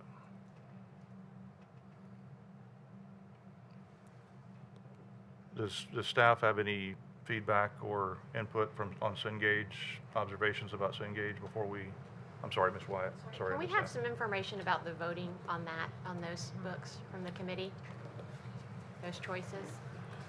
So just a couple of pieces specific to that book, and I don't have that data in front of me, but I think I know the information, and Ms. Sauer can correct me if I'm wrong. I believe it was unanimous among our teachers. For Myers? Correct. Okay, yeah. thank you. Yeah, thank you for More the specifically, clarification. nine AP psychology teachers Thank you, recommended Mr. it. Golden. That was 9 of 9. And then there were 8 committee members on that evaluation. It was 8 of 8. Okay, thank you. Yes, and then also, that is the book that's currently being used. This is just an updated edition. That particular publisher was the first to align to the updated course and exam description by College Board. So our teachers have had a lot of, they've used that instructional material for some time. So I don't know if Dr. Webb has something to add. The only thing that I wanted to add about AP Psychology specifically is the exceptional talent of the teachers who teach these courses. Our AP Psychology scores are through the roof. They far exceed the national average. This group of teachers are phenomenal. Typically, you have one teacher in each building who teach this course, and they're a super tight group of professionals who, you know, you can speak to specifically because it's such a small group. They are super passionate about ensuring that what they teach is in line with College Board, that they're meeting the psychology.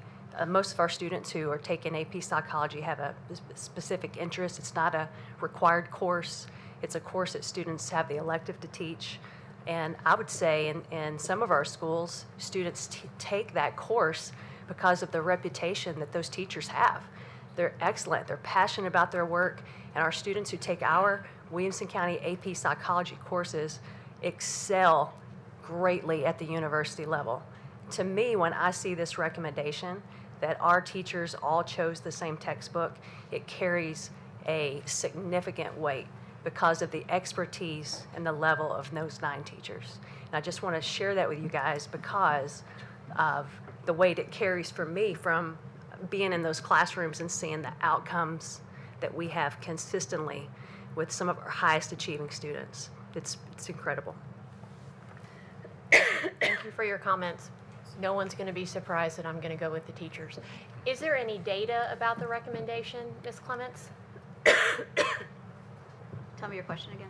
The data around your alternative recommendation? as I said earlier, I thought it was a more fair and balanced representation of the psychology course. I thought that the Myers was a little, just didn't reflect our community values. Thank you.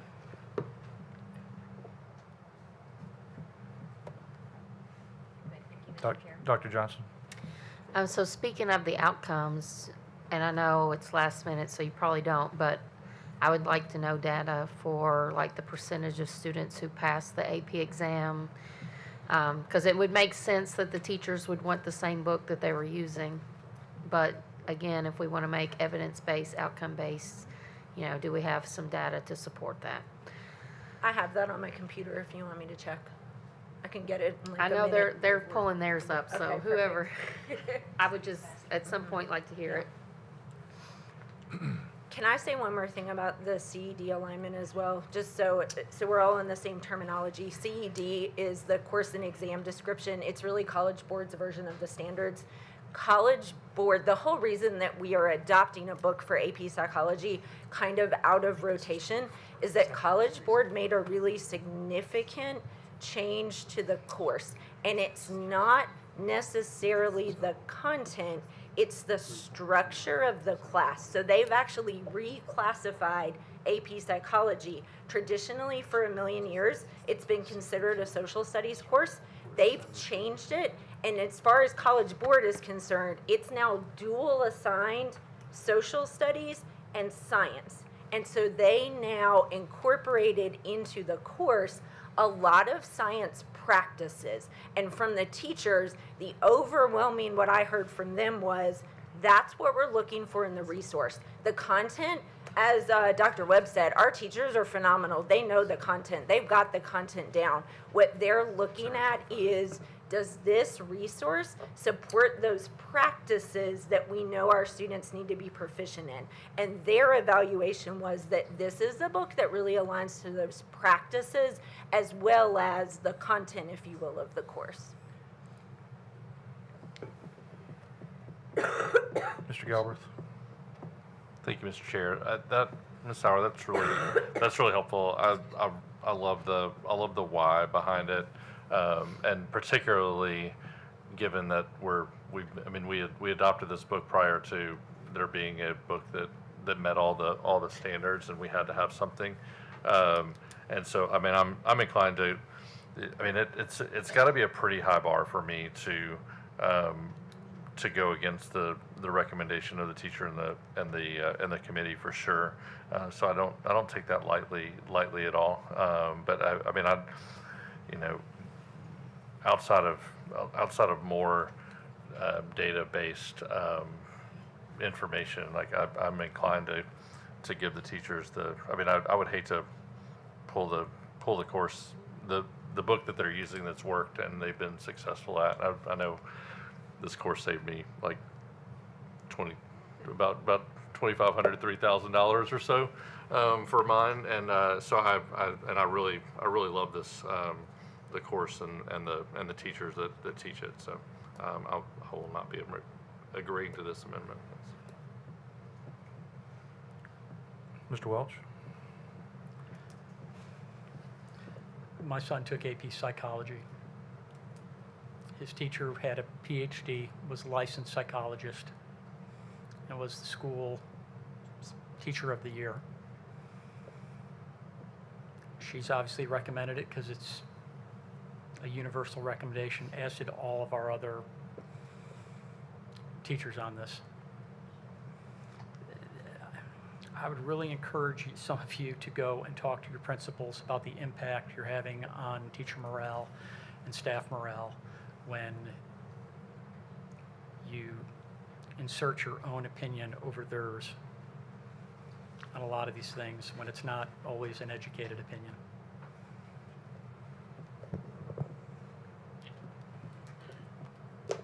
Just a comment from me.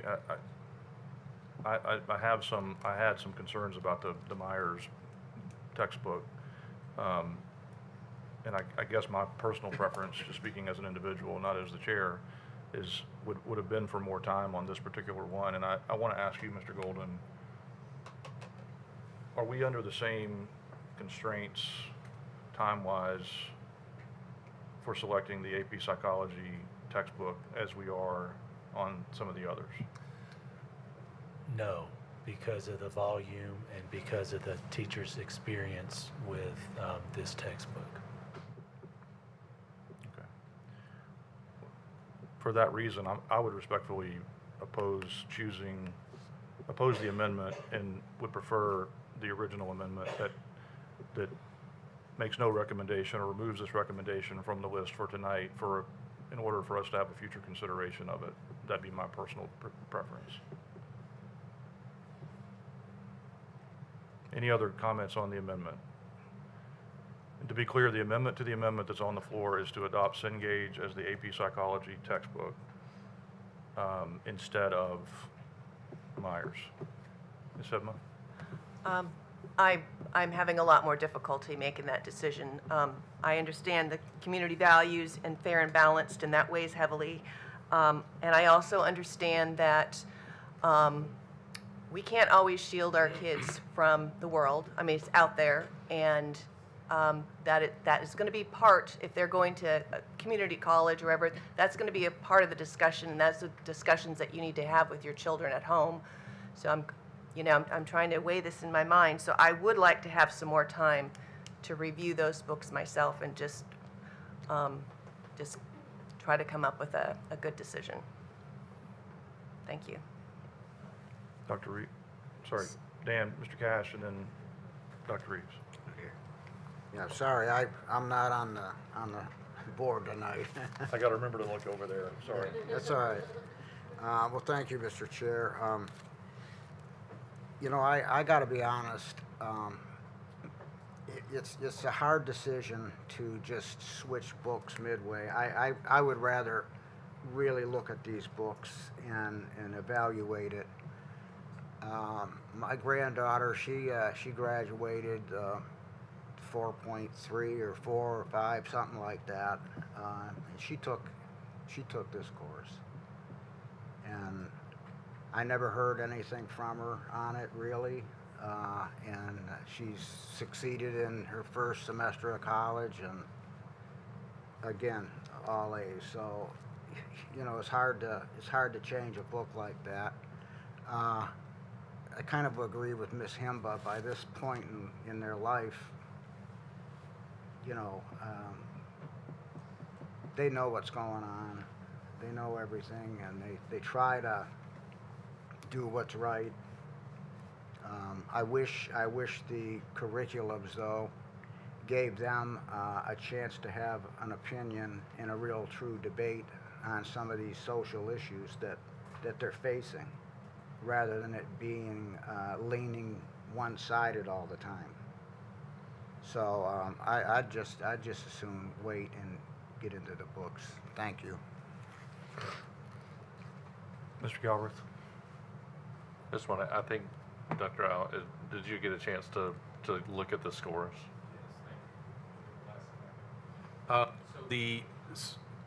You referenced the value of the course being elective credit when kids get to college. So you have to have a passing score. Typically, the university that student is attending sets what that score is. Typically, it's a 3, 4, or 5. So you at least have to have a 3 to get the passing score. The national, our average score is a 3.29 across all of our schools. 725 students took it in 2024. The national average is a 2.97. The 2.97 equals a 62% pass rate in the course, and we have a 73% pass rate in 2024. So we exceed the national, and those are all AP students from across the country, right? So it's kind of comparing apples to apples. So we exceed that national average by about 11% in 2024. Yes, ma'am. How many kids took the AP exam? 725. 725 in 2024. Yes, in Williamson County. Yes, ma'am. Yes.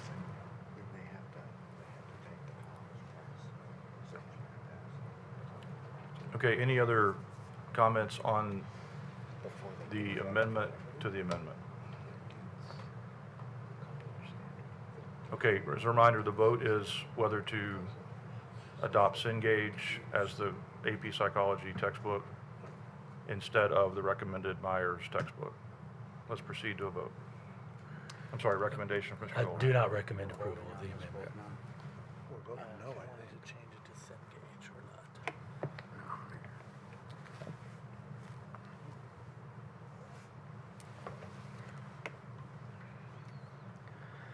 The vote is 2 yes, 9 no. Is to delete the AP Psychology recommendation from the recommendation list as part of the main motion. Is there any discussion on that motion? Okay, let's proceed to a vote. A recommendation, Mr. Golden. Yeah, I missed the original motion. So there was an amendment.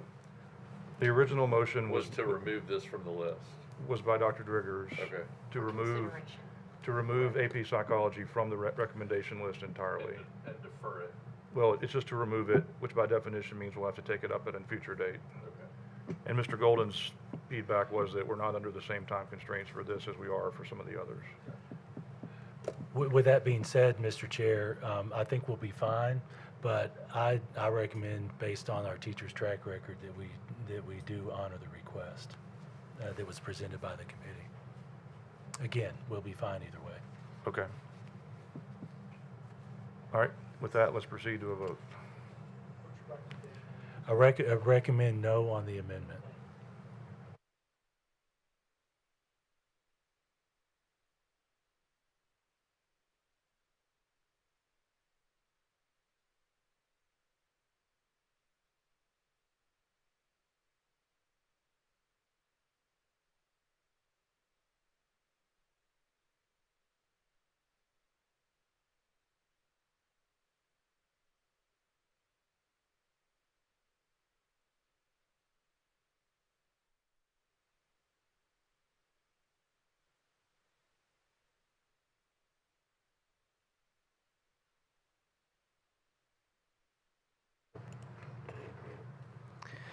The vote is 7 yes, 3 no, and 1 abstain.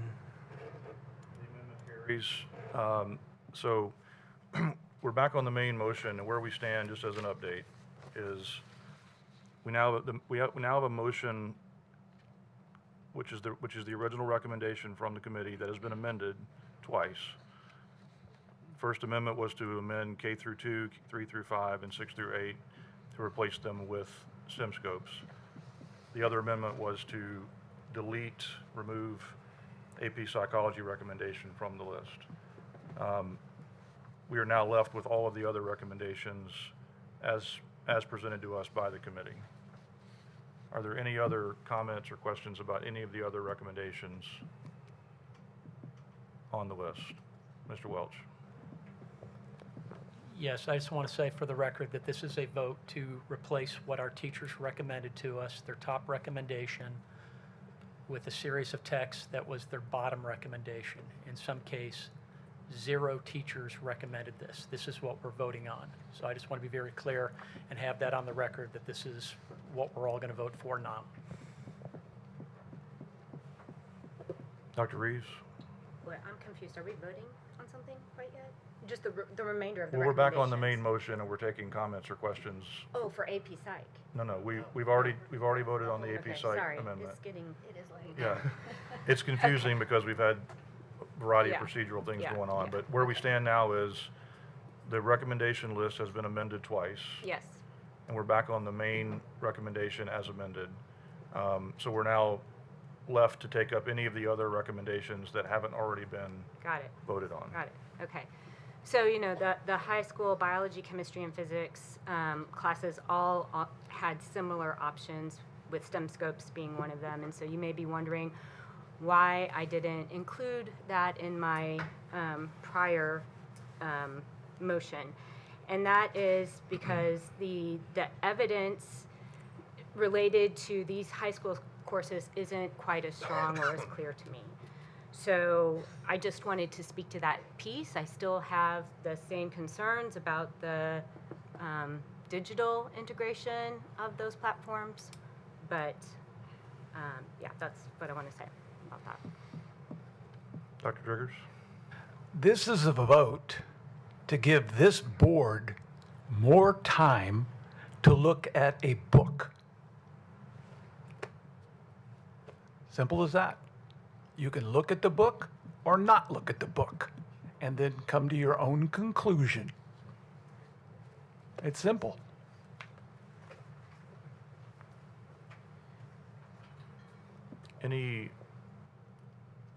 I do have one question. Can you, Dr. Allen, or someone walk us through which of the remaining items or recommendations had only one choice available to the committee? Ms. Sauer, can Yeah, you it was anatomy and physical science are the two courses, and mathematical reasoning. Those are the three that only one book passed state vetting. Physical science, anatomy and physiology, And then mathematical mathematical reasoning. reasoning only had the one option. Correct. Okay. Yep.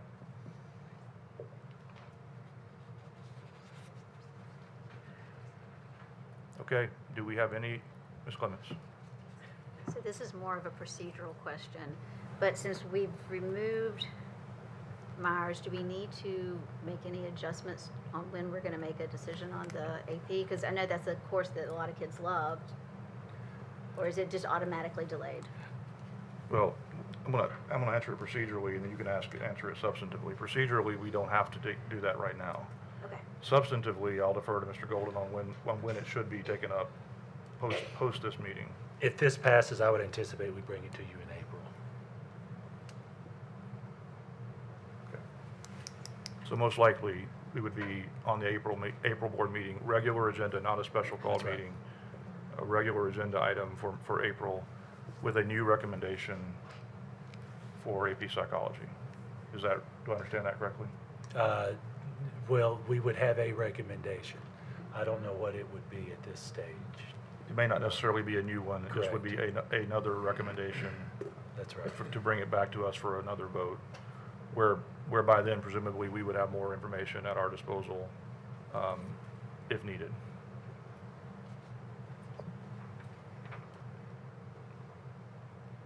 Ms. Wyatt? Go through, this is a motion to approve the amended titles for K through 8, and then what else since we've removed AP psychology? Well, that would be it. So the motion now as amended is the replacements in K through 2, 3 through 5, 6 through 8, which we approved, and the removal of the recommendation entirely for AP psychology. Everything else stands as recommended. Can you read those titles, those recommendations, Yes. and the courses? Including the ones already amended or not, or just the other ones? Yeah, the other Okay. ones. Thank you. So the remaining ones are biology, SABIS. SABIS experience biology is the exact wording. Chemistry, SABIS experience chemistry. Physics, SABIS experience physics. Physical science, McGraw-Hill, Tennessee Physical Science. Anatomy and physiology, McGraw-Hill, Hole's Essentials of Human Anatomy and Physiology. AP biology, BFW, biology for the AP course. AP chemistry, Cengage, chemistry 11E, AP edition. AP environmental science, BFW, environmental science for the AP course. AP physics 1 and 2, Cengage, college physics AP edition. AP physics C, Cengage, physics for scientists and engineers 10th edition, AP edition. And then mathematical reasoning for decision making, SABIS, thinking mathematically. Thank you.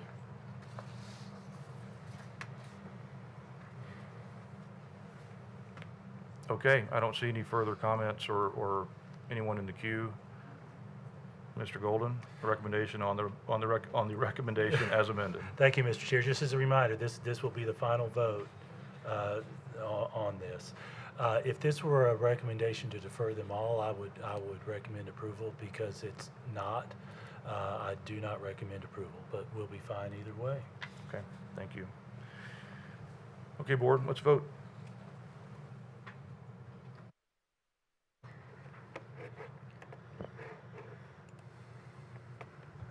The vote is 9 yes, 2 no.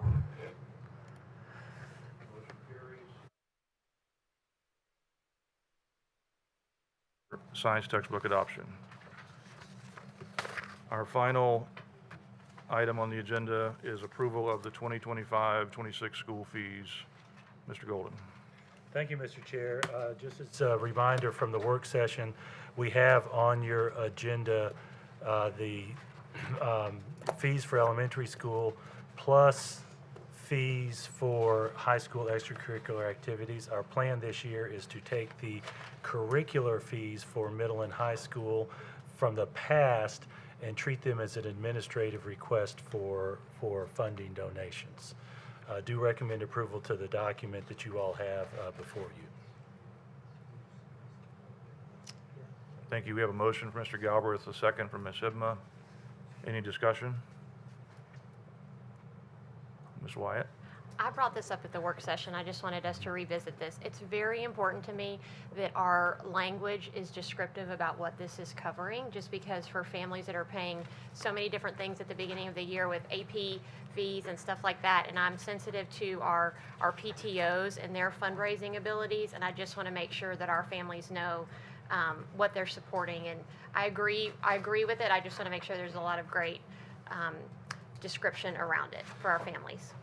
Thank you for that. So I'll start with, well, I'll start broadly and then drill down.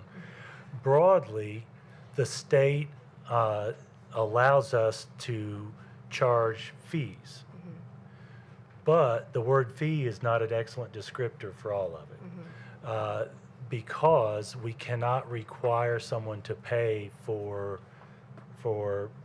school, which is in essence in-class time. We can't require somebody in a public setting to pay for a class. For additional tests, such as an AP exam, which is not strictly part of the class, we can. For extracurriculars, we can, but the state calls it all fees. We have struggled over the years with making that clear to our community because of the state nomenclature. So that's piece one. Piece two is we can charge extracurricular fees, but we don't make payment of the extracurricular fees a necessary precursor to participation. We have found a way, usually through PTOs or booster clubs, to support that, making that request for fees with a commitment that if you can't pay those fees, you can still participate in the extracurricular, even though we could require that. So in no way are any of these required fees, even though the state calls them that. The distinction this year is for the curricular fees, we are eliminating that nomenclature of fees to try to make it more clear. That it has always been a request for funding, for voluntary funding from parents. And so our intent through the process for this coming year is to make the request basically in the same format we had, without using the term fee for curricular quote-unquote fees. With all that being said, one issue we're still exploring, and we may not have an answer because we're not tax professionals, but someone's tax professional may. If we structure it in an appropriate way, we may open the door for our families to, if they give us a donation for curricular services, write that off as a donation in their taxes. We don't have that defined yet, but we're going to do our best to put that in terminology that may give them an opportunity with their tax professional. No, I agree with you. I just want to, I know our PTOs are fundraising at the same time, and so I agree with you about making it clear to the community what the money is being used for. Thank you. Mr. Galbraith? I know it's late, but I mean, you got to give me this. I got to at least thank you for finally making something happen. And it's been a lot of years up here. I still want to talk about science textbooks, but I know you do. I know you do. Can we cut off his microphone, please? But I really do appreciate it. It's not exactly how I want to go this and things, but it's more movement than I've gotten in the last 10 or 11 years. So I'm gonna take it and run with it. So I appreciate the movement on this. Dr. Johnson?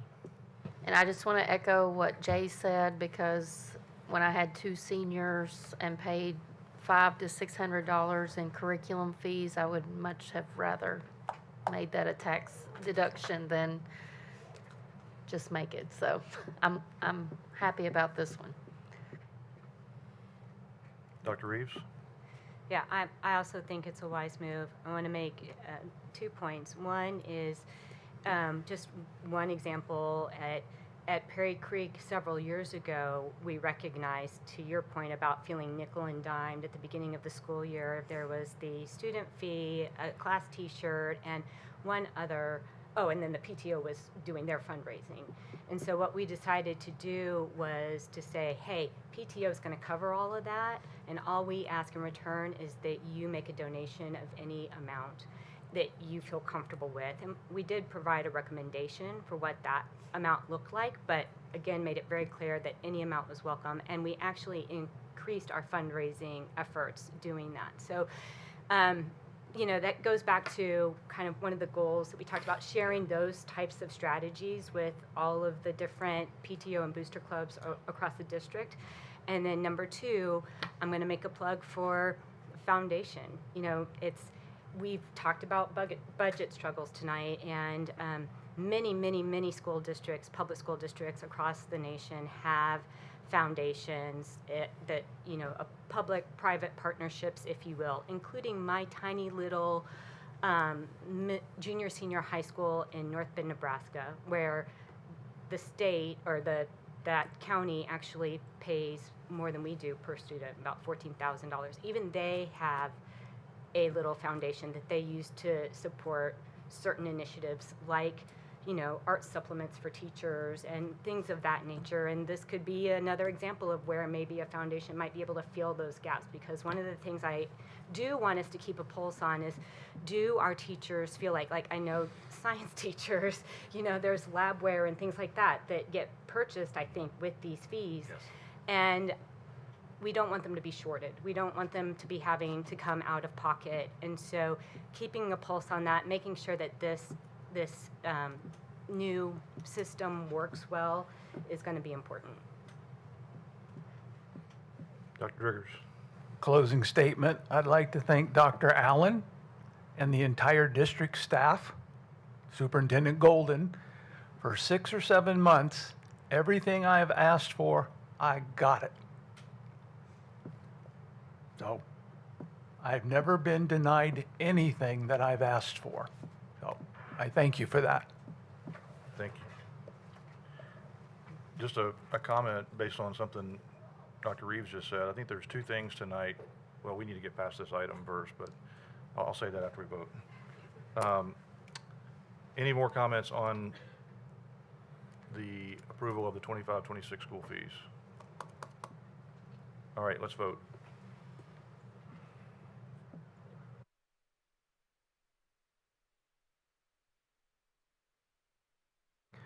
The vote is 11 yes, 0 no.